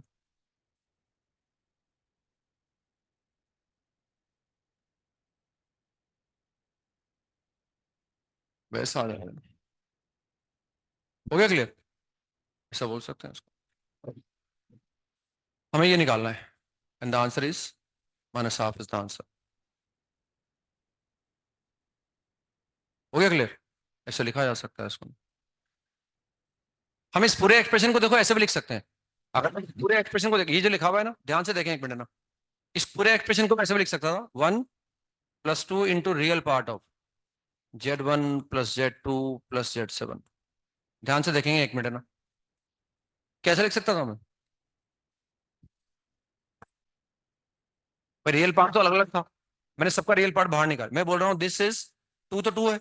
इस पूरे एक्सप्रेशन को मैं ऐसे लिख सकता हूँ, real part of Z1 plus Z2 plus Z3। क्योंकि देखो Z1 में क्या आएगा, मैं इन सबको जोड़ूंगा, ये क्या लिखा हुआ है? e की पावर आधा थीटा, ये भी e की पावर आधा थीटा की फॉर्म में। जब इन सबको जोड़ूंगा तो इनका रियल पार्ट में क्या आएगा? कॉस कॉस कॉस ही तो आएगा ना। समझ में नहीं आ रहा? आ गया, लिख सकते हैं, मतलब ऐसा नहीं कि अलग अलग, मैं अलग से रियल पार्ट मैंने बाहर निकाल लिया, समझ में नहीं आया, आगे समझ में, तो वो सबको बाहर निकाल लिया मैंने, क्योंकि वो कॉस कॉस ही आएगा हमारे पास।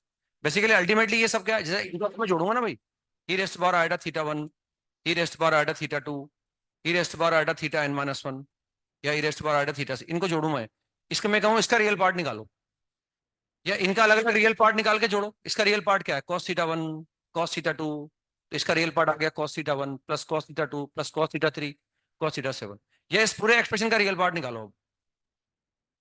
वही तो आएगा cos theta one plus cos theta two, नहीं आ रहा समझ में, ठीक है ना, ऐसे लिख सकते डायरेक्ट, मतलब ऐसा लिखने की जगह कई बार ऐसा लिखा हुआ हो ना, मतलब अजीब नहीं लगे, मतलब अपने लिख के बताने का मतलब है अजीब नहीं लगे एकदम कि भाई ये तो रियल पार्ट अलग अलग था, आपने सबका एक साथ कैसे लिख दिया, तो भाई वो बराबर ही है, क्योंकि है ना, क्लियर हो रहा है ना, ऐसे निकाल सकते हैं। तो इस तरह से भी जेडार वगैरह को देख सकते हैं, ऐसे कहीं कहीं उन्होंने नहीं बोल रखा कि 15 जीरो यूनिटी है, उनका सम जीरो होता है, कहीं उन्होंने नहीं लिख रखा ना, या तो वो जो एक्सप्रेशन आया था वो फटाफट कोसाइन सीरीज का सम निकाल लिया हमने, या फिर हमने कॉम्प्लेक्स नंबर का यूज करके निकाल लिया ना। लिखे नेक्स्ट सवाल लिखे, factorise z to the power 5 plus 1, factorize z to the power 5 plus 1 into linear and quadratic factors, factorize z to the power 7 plus 1 into linear and quadratic factors with real coefficients, with real coefficients, with real coefficients, मतलब इसको factorise करना है मुझे इस expression को, उसमें factor कैसे करने हैं, लीनियर या क्वाड्रेटिक, लेकिन उनमें कोफिशिएंट क्या होने चाहिए, रियल होने चाहिए ना, कोफिशिएंट कोई इमेजिनरी नहीं चलेगा, रियल होना चाहिए ना। And hence find the value of, and hence find the value of the followings. First हमें निकालना है 2 cos pi upon 5 plus 2 cos 3 pi upon 5 -1, एक तो इसके लिए निकालना है। सेकंड सेकंड निकालना है 4 cos पाई/5 इंटू sin पाई/10, इनकी वैल्यू निकालनी है ना, hence find the value they, hence का मतलब होता है उसका यूज करो पहले, है ना, और उसका यूज करके है, हेंस फाइंड द, हेंस कई बार लिखा था हेंस और अदरवाइज, जो आपने प्रूव किया है तो उसका यूज करके निकालो, या किसी और तरह से निकाल लो, बोलते हैं पहले पहले prove this and hence find, hence prove that, hence और अदरवाइज भी लिखा आता है कहीं ना, जो आपने प्रूव किया है तो उसका यूज करके निकालो, या किसी और तरह से निकाल लो, मतलब आप ये वैल्यू निकालनी है ना। तो सबसे पहले मुझे उसको फैक्टराइज करना है, फैक्टर चाहिए लीनियर या क्वाड्रेटिक, उनमें कोफिशिएंट चाहिए रियल। जैसे मान लो अगर मैं ये बोलूं ax² प्लस का bx+c, ये क्वाड्रेटिक फैक्टर है, रियल कोफिशिएंट का मतलब ये रियल होना चाहिए, ये x का कोफिशिएंट रियल होना चाहिए, और ये कांस्टेंट टर्म रियल होनी चाहिए। लीनियर फैक्टर अगर मेरे पास है, मान लो लीनियर फैक्टर है, तो ये रियल होना चाहिए, रियल होना चाहिए, ये बोल रहे हैं वो। लीनियर और क्वाड्रेटिक फैक्टर में इसको एक्सप्रेस करना है हमें, और उसमें कोफिशिएंट सारे रियल आने चाहिए ना, ये हमें दिखाना है ना, इसको फैक्टराइज करना है ना। फैक्टराइज करने के लिए मैंने बोला था आपको, जैसे मैंने a³ + b³ को फैक्टराइज करके दिखाया था, तो मैंने बोला था कि फैक्टराइज करने का कंसेप्ट ये है कि अगर दिक्कत आ रही है तो फैक्टर पता हो अपने को, नहीं पता हो तो उसको, उस एक्सप्रेशन को जीरो के बराबर इक्वेट कर दो, उससे इक्वेशन बनेगी, उसके रूट निकाल लो, और एक बार अगर रूट आ गए तो फैक्टर तो अपने आप आ जाएंगे ना, रूट आने से फैक्टर अपने आप आ जाएंगे ना।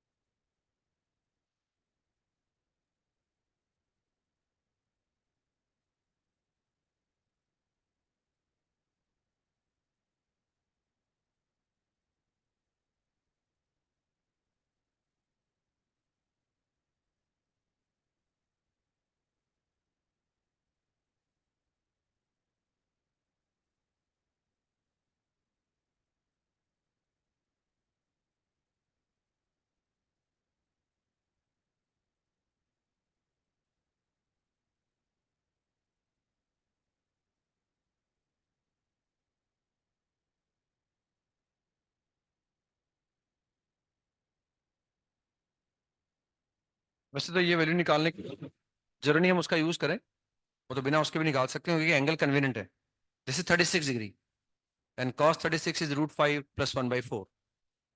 अब ये 35 36 इंटू 3 108 हो गया।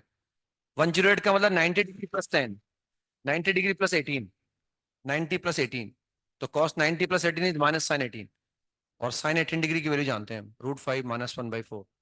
Cos 36 is √5 + 1/4, sin 18 degree is √5 - 1/4। इसे यहाँ कर देंगे, ये कॉस 36 है, ये sin 18 डिग्री है, इनकी वैल्यू जानते हैं, मल्टीप्लाई करके भी निकाल सकते हैं, मतलब उसका इंतजार करने की जरूरत नहीं है। लेकिन वो तो सब्जेक्टिव का सवाल है, एक तरह से वो फैक्टराइज करके लिखो, फिर हेंस उसका यूज करके दिखाओ, वैसे निकाल के दिखाओ, वरना ट्रिग्नोमेट्री का यूज करके भी दिखा सकते हैं अपने ना। तो सबसे पहले क्या करें, इस एक्सप्रेशन को हम 0 के बराबर इक्वेट कर देते हैं ना, इससे इक्वेशन बन गई। अब इसके 5 रूट आएंगे, और ये और डिग्री का है, सारे कोफिशिएंट रियल है, इसलिए कम से कम एक रूट रियल आएगा। और अगर रूट इमेजरी आएंगे तो वो कॉन्जुगेट पेयर में भी आएंगे, क्योंकि सारे कोफिशिएंट रियल है हमारे पास, है ना। अब इसको लिख सकते हैं z⁵ इज इक्वल टू -1। इसको लिख सकते हैं z इज इक्वल टू -1⁵ हमें रूट निकालने आते ही ना, इसको यूलर फॉर्म में लिख दो उसको आप। 1 × e⁻⁴ 2m π जोड़ दिया इसमें हमने ना, और होल पावर 1/5 लगा दिया। तो उससे कितना आ गया, z is equal to e⁻⁴ 2m π + π/5 हो गया है। ये ऐसा निकाल लिया। अब 5 वैल्यू कैसे निकालूंगा, m बराबर 0 1 2 3 4 रख दूं, ये 5 रूट आ जाएंगे इसके ना, जेड की 5 वैल्यू आ जाएंगी मतलब, है ना। तो सबसे पहले रख रहे हैं m बराबर 0, तो उससे जेड कितना आ गया, z is equal to 1 × e⁻⁴ m बराबर 1 लिखा हुआ हमने, तो Z is equal to 1 × e⁻⁴ 3π/5। फिर m is equal to z is equal to 1 × e⁻⁴ -1 बन गया मतलब, ये ना, क्योंकि दिख रहा था कि एक रूट तो -1 आएगा ही आएगा, बट इन ट्रायल लगा रहा था तो -1 अपने आप आया। ये तो इमेजरी है, ये भी इमेजरी है ना। m बराबर 3 रख दिया हमने, e⁻⁴ कितना आ गया, 6 7 7π/5। अब देखो हम जानते हैं भाई रूट ये भी इमेजरी है, लेकिन अभी ये एक रूट तो रियल हो गया, बाकी बचे 4, तो वो कॉन्जुगेट आएंगे मतलब, है ना, क्योंकि हम जानते हैं थ्योरी ऑफ इक्वेशन से यूज निकाल कर निकाला हम। ये या तो इसका कॉन्जुगेट है, या फिर ये इसका कॉन्जुगेट है, लेकिन लग नहीं रहा। लेकिन हम जानते हैं कॉन्जुगेट तो होगा, क्योंकि थ्योरी ऑफ इक्वेशन हम जानते हैं। तो इसमें देखो आप 7π/5 का मतलब कितना हो गया, हम चाह रहे हैं भाई इसको ऐसे एक्सप्रेस करें, तो 7π/5 का मतलब हो गया, नीचे 5 है ना हमारे पास, तो इसको लिखो 10π - 3π, पर नीचे 5 है, तो 5 का मल्टीपल यूज किया मैंने, 10π - 3π। What is 10π/5, 2π -3π/5। अब 2π -θ बोलो या -θ बोलो, एक ही बात है। जहां -θ आएगा वहीं 2π -θ आएगा, है ना, जहां थीटा आता है वहीं 2π -θ आता है ना, तो इसी सेम एज दिस, इसको लिख सकते हैं e⁻⁴ समझाओ, और समझ में आ गया है ना, ऐसे लिख सकते हैं। तो ये देखो, अब ये आया ना, ये इसका कॉन्जुगेट आ गया ना, इसका कॉन्जुगेट आ गया मतलब है ना। क्यों भाई, इसका कॉन्जुगेट आ गया। अब लास्ट m बराबर 4 रखेंगे हम, तो m बराबर 4 पे कितना आ जाएगा, z इक्वल टू 1 × e⁻⁴ पे कितना आ गया, 9π/5। तो ये अब ऑब्वियस सी बात है, तो दिमाग लगा के लिख दो, और नाक बंद करके लिख दो भाई, कॉन्जुगेट होगा ही होगा, वो तो इक्वेशन से गारंटी है अपनी। तो इसको लिखेंगे 10π -π, का π/5 बन जाएगा ना। आ रहा है समझ में, ये ऐसा आ गया, ये 5 रूट आ गए हमारे पास। अब इसमें देखो, इसको मैंने मान लिया है z1 है, तो ये बोल सकता हूँ कि z1 बार है। इसको मैंने मान लिया है z2 है, तो ऑब्वियस सी बात है ये z2 बार है, और इसको कुछ मानने की जरूरत ही नहीं है, तो -1 हो गया। तो ये इसके रूट आ गए, z1 बार, z2 बार, और एक आ गया -1।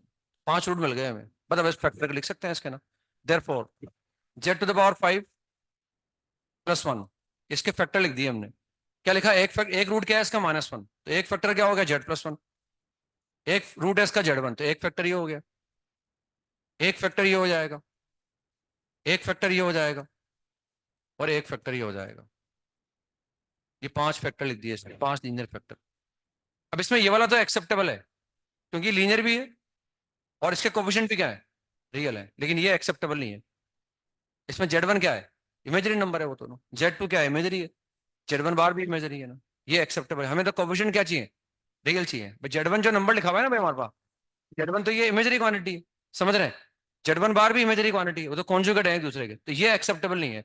तो हम क्या करेंगे, इनको मल्टीप्लाई कर देंगे, उन्होंने बोला लीनियर या क्वाड्रेटिक, तो मल्टीप्लाई कर दो उसको आप। तो ये Z+1 की जगह Z+1 आ गया। इसको क्या लिख सकते हैं, Z² माइनस का Z into Z1 plus Z1 bar and plus Z1 into Z1 बार। और हम जानते हैं what is this, 2 into real part of Z1, तो ये एक रियल नंबर आएगा। और Z1 इंटू ये मॉड Z1 का स्क्वायर आ गया, ये भी एक रियल नंबर आएगा ना। तो अब की बार हमने ऐसा कर दिया, Z² माइनस का Z into Z2 plus Z2 bar and plus Z2 into Z2 बार, ये ऐसा आ जाएगा ना, ठीक है ना। अब ये हम जानते हैं ये क्या होता है, रियल पार्ट ऑफ Z1, ये था 2 into real part, 2 into real part of Z1, और ये लिखा हुआ है 2 into real part of Z2, this is 2 into real part of Z2, ठीक है ना। अब देखो what is Z1, what is Z1, Z1 is basically, Z1 is this, तो what is the real part of Z1, Z1 is e raised to power iota theta, what is real part of Z1, cos pi by 5, what is the real part of Z2, cos 3 pi by 5, what is mod of Z1, 1, what is mod of Z2, 1 1 रख देंगे बस 1। तो ये ऐसा आ गया हमारे पास, this is Z⁵ plus 1, इसका एक फैक्टर Z+1 हमारे पास है, ये कितना आ गया Z² माइनस का 2Z cos of pi by 5 plus 1 and this is Z² minus का 2Z cos of 3 pi by 5 and plus 1, ये ऐसा आ गया, है ना। ये हमने फैक्टर कर दिया, पहली बात तो उनकी पूरी कर दी हमने, फैक्टराइज कर दिया linear and quadratic factors with real coefficients. अब उसकी वैल्यू निकालनी है अपने को, तो निकाल सकते हैं ना। उसमें देखो हमें ध्यान से देखो, पहला एक्सप्रेशन देखो, उसमें कॉस देखो 2 बार लिखा हुआ है, 2 cos पाई बाई 5, तो बेसिकली वो 2 cos पाई बाई 5 क्या है, what is 2 cos pi by 5, Z1 plus Z1 बार, समझ रहे। और वो क्या है 2 cos 3 पाई बाई 5 का मतलब Z2 प्लस Z2 बार, आगे समझ में, है ना।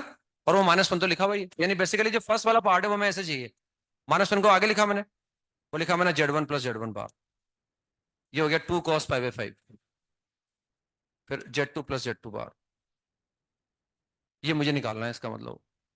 Now this is basically the sum all the 5 roots of that equation, this is basically, ये 5 रूट आ गए ना भाई उसके, ये उस इक्वेशन के 5 रूट आ गए, ये इस इक्वेशन के 5 रूट आ गए हमारे पास, ये इस इक्वेशन के 5 रूट आ गए हमारे पास, इस इक्वेशन के 5 रूट है वो, और इसके 5 रूट का सम क्या है, क्यों, क्योंकि Z⁴ का कोफिशिएंट 0 है ना, आगे समझ में, तो ये 0 आ गया ना।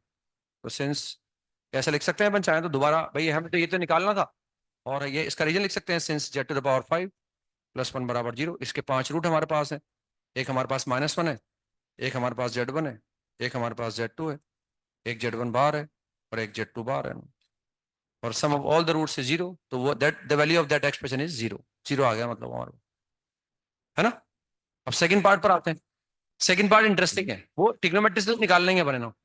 सेकंड पार्ट में देखो, ध्यान से देखो आप, ये एक आइडेंटिटी है, मैं कुछ भी रख सकता हूँ उसमें, हमेशा बराबर आएंगे दोनों, है ना, क्योंकि यहाँ Z⁵ का कोफिशिएंट 1 है और यहाँ भी Z⁵ का कोफिशिएंट क्या है, 1 ही, तो आइडेंटिटी हो गया है, कुछ भी रखो आपकी मर्जी, जो बराबर आएगा।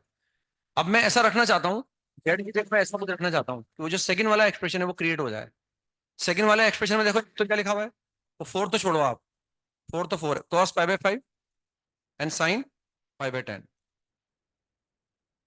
अब देखो यहाँ cos पाई बाई 5 तो है, लेकिन sin पाई बाई 10 नहीं है, तो कोई बात नहीं भाई, हम जानते हैं ये 0 8 है, cos 1 इस cos 1 को मैं sin 18 बना दूंगा, तो हमें इसकी टेंशन नहीं है। हम तो चाह रहे हैं भाई ये cos पाई बाई 5 और ये आपस में मल्टीप्लाई हो जाए बस। हम जेड की जगह ऐसा क्या रखें कि एग्जैक्टली ये मल्टीप्लाई हो, बस ये टर्म इस टर्म से मल्टीप्लाई हो जाए बस, आयोटा, क्योंकि जिसे मैं जेड की जगह ये और ये तभी मल्टीप्लाई कर पाऊंगा मैं जब ये Z² + 1 क्या हो जाए, 0 हो जाए ना। और Z² + 1 0 कब होगा, जेड बराबर आयोटा रखूंगा मैं, आगे समझ में। तो जेड की जगह आयोटा रख दिया ना, तो ये मल्टीप्लाई होते हैं, फिर उसको मैं कन्वर्ट कर दूंगा साइन में, वो साइन आ जाएगा। तो हमने पुट कर दिया है, तो फिर ट्रिग्नोमेट्री से निकाल लेंगे cos 36 और sin 18 डिग्री के लिए रख देंगे, या वरना फिर इससे निकाल सकते हैं। Put z is equal to iota, क्यों रखा हुआ समझ में आ गया शायद है ना। पुट जेड बराबर आयोटा, ये जेड बराबर आयोटा रख दिया मैंने। जिससे आयोटा की पावर 5 कितना आ गया, आयोटा आ गया, तो आयोटा +1 बन गया है। ये भी क्या बन गया, आयोटा +1 बन गया। जेड की जगह आयोटा लिखा तो ये -1 हो गया, ये हट जाएगा। ये कितना आ जाएगा, -2 आयोटा कॉस ऑफ π/5। और ये कितना आ जाएगा, -2 आयोटा कॉस ऑफ 3π/5। ये ऐसा आ जाएगा ना। तो ये 1 + आयोटा से 1 + आयोटा कट जाएगा, तो ये तो 1 इजिकल टू, अब ये माइनस माइनस से कितना आ गया, माइनस माइनस से प्लस आ गया तो 4 आ गया। लेकिन आयोटा स्क्वायर से क्या आ गया, -1 आ गया। फिर कॉस π/5 से दिक्कत नहीं है अपने को। और ये कितना लिखा हुआ है, ये 108 लिखा हुआ है। 108 का मतलब 90 और +18, 90 + 18, 90 + 18 आ गया ना। आ गया समझ में। बस व्हाट इज कॉस π/2 + थीटा, आ गया ना समझ, π/2 + 18, 108 हो गया। मतलब what is cos π/2 + theta, -sin theta, तो 4 sin π/10 and cos of π/5, the value will come out to be 1। या वो तो फिर वैल्यू रख देते तो फटाफट निकल ही जाता हो तो ना।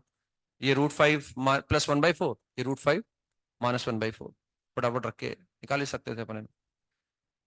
तो ऐसे वो फैक्टर वगैरह करके ऐसा, मतलब ये भी पूछ सकते हैं वो, ठीक है। वो ट्रिग्नोमेट्री वाला एक्सप्रेशन आसान था, कभी ऐसे फैक्टराइज करके एक्सप्रेशन की वैल्यू निकालने के बारे में भी सोच सकते हैं वरना। ये घर से ट्राई करके लाना आप है ना।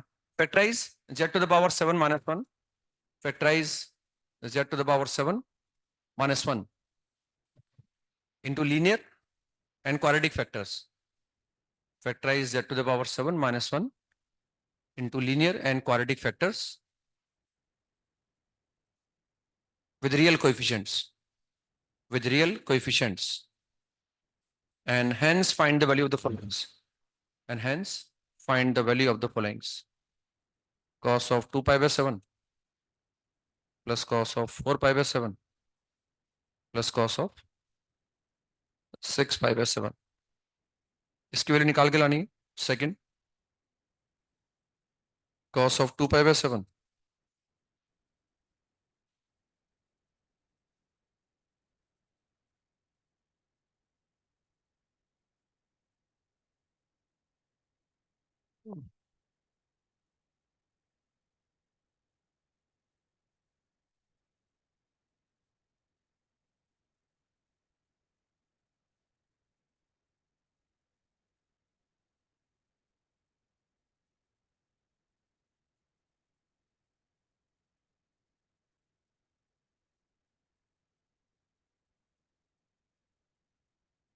फिर लिखा हुआ है ना। ये इन चारों की वैल्यू निकाल के लानी है अपने को। फैक्टराइज करना आसान है, इसी 7 √∞ आ जाएंगे, फैक्टर कर देंगे। और वो क्वाड्रेटिक लाने हैं, रियल कोफिशिएंट्स है ना, तो फिर इनकी मुझे वैल्यू निकालनी है ना, है ना। मैं एक दो पॉइंट और लिखाऊंगा आपको ना, जगह छोड़ दो ताकि याद रहेगा निकालने के लिए ना।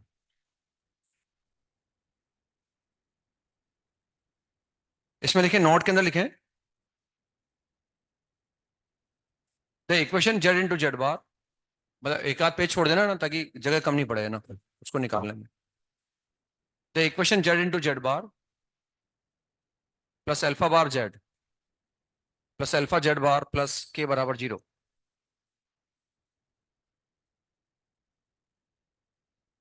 where alpha is complex constant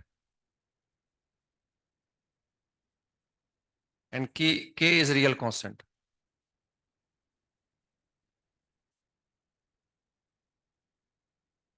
Represents the equation of a circle. ये एक सर्कल का इक्वेशन है ना। तो equation z × z bar plus alpha bar z plus alpha z = 0, जहाँ अल्फा एक कॉम्प्लेक्स कांस्टेंट है ना। हो सकता है वो रियल हो इसलिए कॉम्प्लेक्स बोला है, ये इमेजरी नहीं होगा, जरूरी नहीं है वो इमेजरी हो। लेकिन कॉम्प्लेक्स बोलने का मतलब वो इमेजरी भी हो सकता है। लेकिन के बारे में क्लियर कट बोला है, k is real constant, is represent the equation of a circle. वो centre is equal to minus alpha, centre is -alpha and radius is equal to √of alpha into alpha bar minus k. ये ऐसे बोल सकते हैं √of mod alpha का whole square minus k, ऐसे बोला जा सकता है इसको। Centre is minus alpha, minus alpha one की जगह अल्फा अल्फा है वो ना, alpha minus alpha, centre is minus alpha and radius is alpha into alpha बार। लेकिन ऑब्वियस सी बात है कि इसका सेंटर रेडियस अगर तो जेड इंटू जेड बार का कोफिशिएंट क्या होगा, यूनिटी होगा तभी ना। अगर यहाँ यूनिटी नहीं होगा तो पहले टू से डिवाइड करूंगा मैंने, क्योंकि ध्यान से देखो ना, अगर मैं सर्कल बोल रहा हूँ, what is this basically, x square plus y square, और सेंटर रेडियस निकालने के लिए मुझे एक्स स्क्वायर वाई स्क्वायर का कोफिशिएंट यूनिटी चाहिए होता है। तो अगर यहाँ टू होता है तो पहले टू से डिवाइड करूंगा, फिर ऐसे जमाऊंगा, फिर अल्फा चाहिए मुझे, अल्फा का मतलब जेड बार, क्योंकि एक बार अल्फा पे बार है तो जेड फ्री है, फिर अल्फा फ्री हो गया, जेड पर बार हो गया। तो बेसिकली माइनस अल्फा का मतलब जेड बार का कोफिशिएंट जो भी है उसका नेगेटिव हमारा सेंटर हो। अब इसको समझने के दो तरीके हमारे पास है ना, याद तो रखना पड़ेगा समझाने के बाद, लेकिन अगर भूल जाए तो वो इससे समझ सकते हैं। भाई अल्फा एक कॉम्प्लेक्स कांस्टेंट है, मैंने एज्यूम कर लिया लेट समझाने के लिए ना, let alpha is a plus iota b, जहाँ ए और बी रियल नंबर है, ये मैंने मान लिया अल्फा तो ये है, मैंने ए और बी कांस्टेंट है लेकिन रियल है, कांस्टेंट कॉम्प्लेक्स नंबर है वो। और मैंने एज्यूम कर लिया कि हमारे पास जेड जो है वो एक्स प्लस आयोटा वाई है,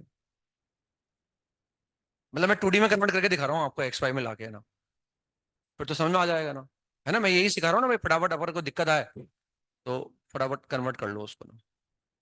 अब इससे अगर ऐसा है रियल साथ what is Z bar, x minus. अब ध्यान से देखो, पूरा रखने की जरूरत नहीं है, ध्यान से देखो ये क्या लिखा हुआ है, और हम जानते हैं सिंस अल्फा बार जेड, अगर मैं अल्फा जेड बार का बार निकालूं तो बराबर आ जाएगा, है ना, यानी अगर ये जेड वन है तो ये क्या है, जेड वन बार है ना, तो हम बोल सकते हैं therefore alpha bar z plus alpha z bar is two into real part of alpha bar into Z. इसको जेड वन बोल दिया मैंने, जेड वन, तो ये जेड वन बार, ये इसका रियल पार्ट बोल दो, ये इसका रियल पार्ट बोल दो, एक ही बात है, ये जेड वन है तो ये जेड वन बार है, या ये जेड वन है तो ये जेड वन बार है ना, ऐसा निकाल सकते हैं ना। अब मुझे क्या निकालना है, एक तो बस ये जेड इंटू जेड बार तो मुझे पता ही है, x square plus y square हो गया, ये मैंने फटाफट समझ ही दिया कि हमारे पास यही सी, तो फटाफट ये निकाल लो, बस अल्फा बार जेड निकाल लो। तो since alpha bar z is, alpha bar कितना है, a minus iota b, what is z, x plus iota y, और इसका भी मुझे क्या चाहिए, रियल पार्ट चाहिए, बस पूरा भी मल्टीप्लाई करने की जरूरत नहीं है ना। तो देखो इसमें वो इंडिपेंडेंट ऑफ आयोटा, यानी ए एक्स प्लस का बी वाई, बाकी तो आयोटा आ जाएगा, जो भी आएगा उससे मुझे मतलब ही नहीं है ना। Therefore alpha bar z plus alpha z bar is two into a x plus b Y,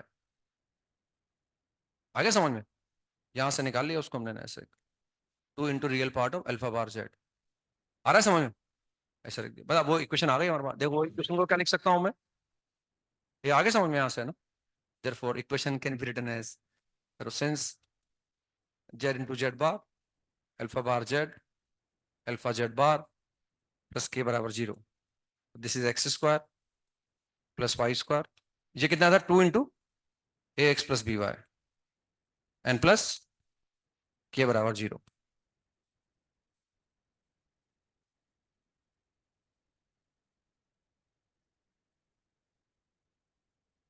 ये ऐसा आ जाएगा, मैं इसका सेंटर निकाल सकता हूं मैं, what is centre, minus a minus b, minus a minus b, तो centre is minus a minus b. अब ये तो अपने पॉइंट की भाषा में बोला है, कॉम्प्लेक्स नंबर की भाषा में बोलूं तो सेंटर इज माइनस अल्फा, यानी ये सेंटर जो है ना, ये कॉम्प्लेक्स नंबर के फॉर्म में ऐसा हो गया, ये तो रियल पार्ट हो गया, ये इमेजरी पार्ट हो, ये ऐसा हो गया ना, इसको लिख सकता हूँ minus a plus iota b, what is this, alpha, तो सेंटर इज माइनस अल्फा, ठीक है ना, क्यों भाई।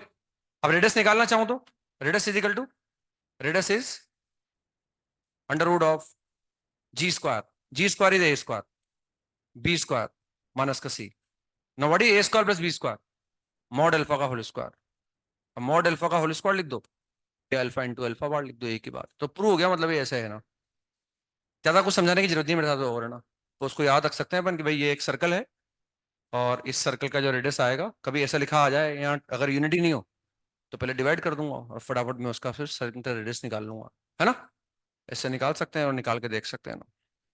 जैसे for example find the centre radius of circle, find the centre and radius of the circle, z into z bar plus one plus iota into z plus one minus iota into z bar minus two बराबर zero, find the centre and radius of this circle.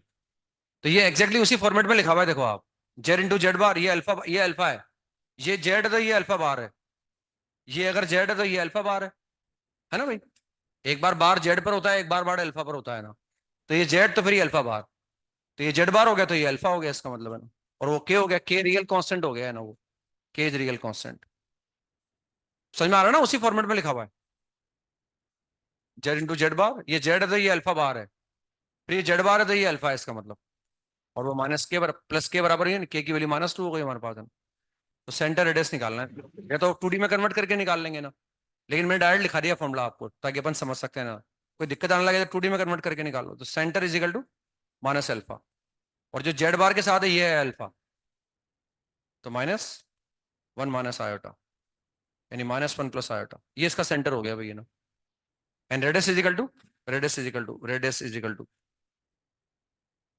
Under root of alpha into alpha bar minus k. तो वही alpha into alpha बार, आप तो alpha देख लो बस, mod alpha whole square, तो ये alpha हमारे पास ये है ना, यही अल्फा है हमारे पास, है ना। ये अल्फा हो गया, तो अल्फा का मॉड कितना आ गया, 2 आ गया, मतलब -2, रेडियस इज इक्वल टू 2। सही लिखा है ना, ये ऐसा आ जाएगा। तो इस तरह से कभी लिखा आ जाए तो सेंटर रेडियस फटाफट अपन निकाल सकते हैं। एक लास्ट पॉइंट और लिखेंगे, आज का लास्ट पॉइंट है ना, क्या लिख ले,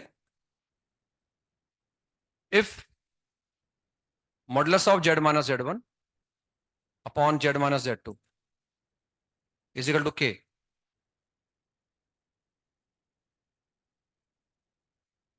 if modulus of z minus z one upon z minus z two is equal to k, ये ऐसे लिख लो, लेट लेट लेट करके लिखो, let modulus of z minus z one upon z minus z two is equal to k positive हमारे पास है। पहले हम देख सकते हैं के अगर नेगेटिव होगा तो मीनिंगलेस है ना, है ना, कोई मतलब ही नहीं है ना। के अगर जीरो हो गया तो ये एक पॉइंट हो गया, जेड बराबर जेड वन, क्योंकि ये जीरो कब होगा जब ये जीरो है, और ये जीरो कब हो सकता है, तो फिर एक पॉइंट हो जाएगा, मतलब है ना। तो अब हम जीरो की बात नहीं कर रहे और नेगेटिव की बात नहीं कर रहे हैं ना, है ना, पॉजिटिव लिख रखा है हमारे में। अब अगर ये नंबर पॉजिटिव है तो ये वन होगा, या वन के बड़ा होगा या वन से छोटा होगा ना, है ना, यही केस बन सकता है ना। Let this is equal to k constant भी है ना, k is constant and greater than zero, लिख सकते हैं k is constant and greater than zero, where k is constant and k is greater than zero. लेकिन now if next answer first point, k is equal to one, then locus of z, बता सकते हो आप, देखो सोच के बताओ।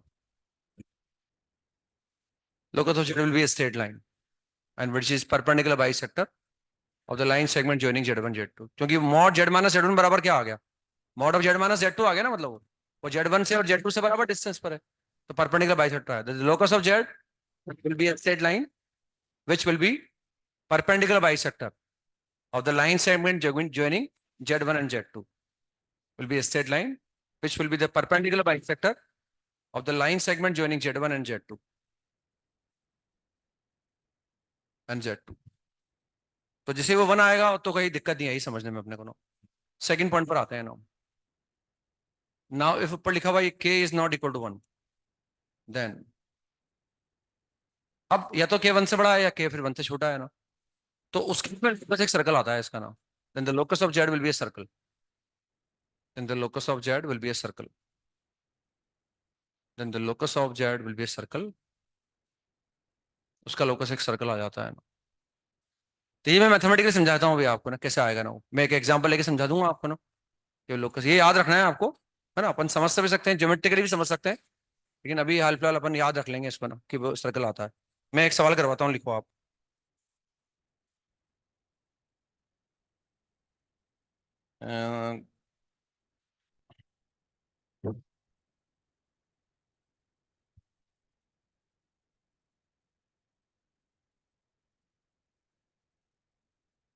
If z minus four iota upon z minus two, लिखो find the centre and radius of the circle, find the centre and radius of the circle. तो पहली बात तो ये सर्कल ही है, मैंने जो लिखा है आपको, क्योंकि z minus z one upon z minus z two का जो मॉड है वो के बराबर है, और के नॉट इक्वल टू वन है, तो in this case the locus will be a circle. अब इसका सेंटर रेडियस निकालना है, तो कोई बात नहीं, मैं मैथमेटिक्स का इस्तेमाल करके निकाल लूंगा ना। किसे निकालूं? मोर हटाता हूँ मैं, स्क्वायरिंग कर देता हूँ उसके ना। तो बस आ जाएगा z minus four iota is equal to into modulus of z minus two. Mod की स्क्वायरिंग करूंगा तो जेड माइनस फोर आयोटा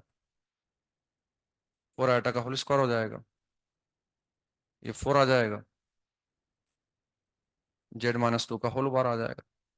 और वही इक्वेशन आ जाएगी जो मैंने लिखाई है अभी, उस तरह की कोई इक्वेशन आ जाएगी। चलो अब इसको ना सेंटर निकालना है, रेडियस निकालनी है। Centre and radius.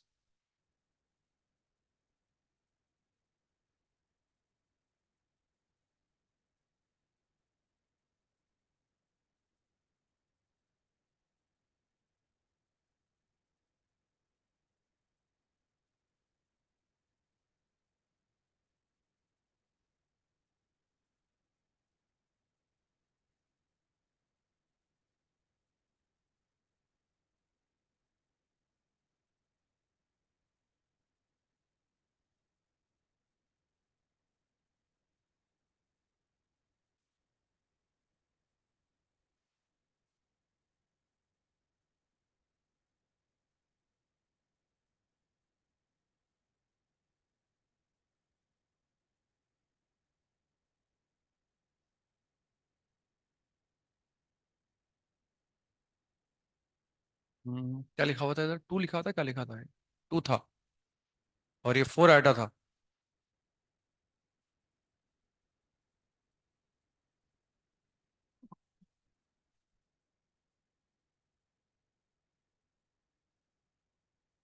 अच्छा आयोटा था नीचे, गड़बड़ा आएगी वो ना। चलो जो आएगा वही देखना पड़ेगा फिर अब है ना। वो थोड़ा डेटा इनकन्वीनियंट आ गया और क्या। कोई बात नहीं, जो आएगा वो फेस करेंगे अब है ना।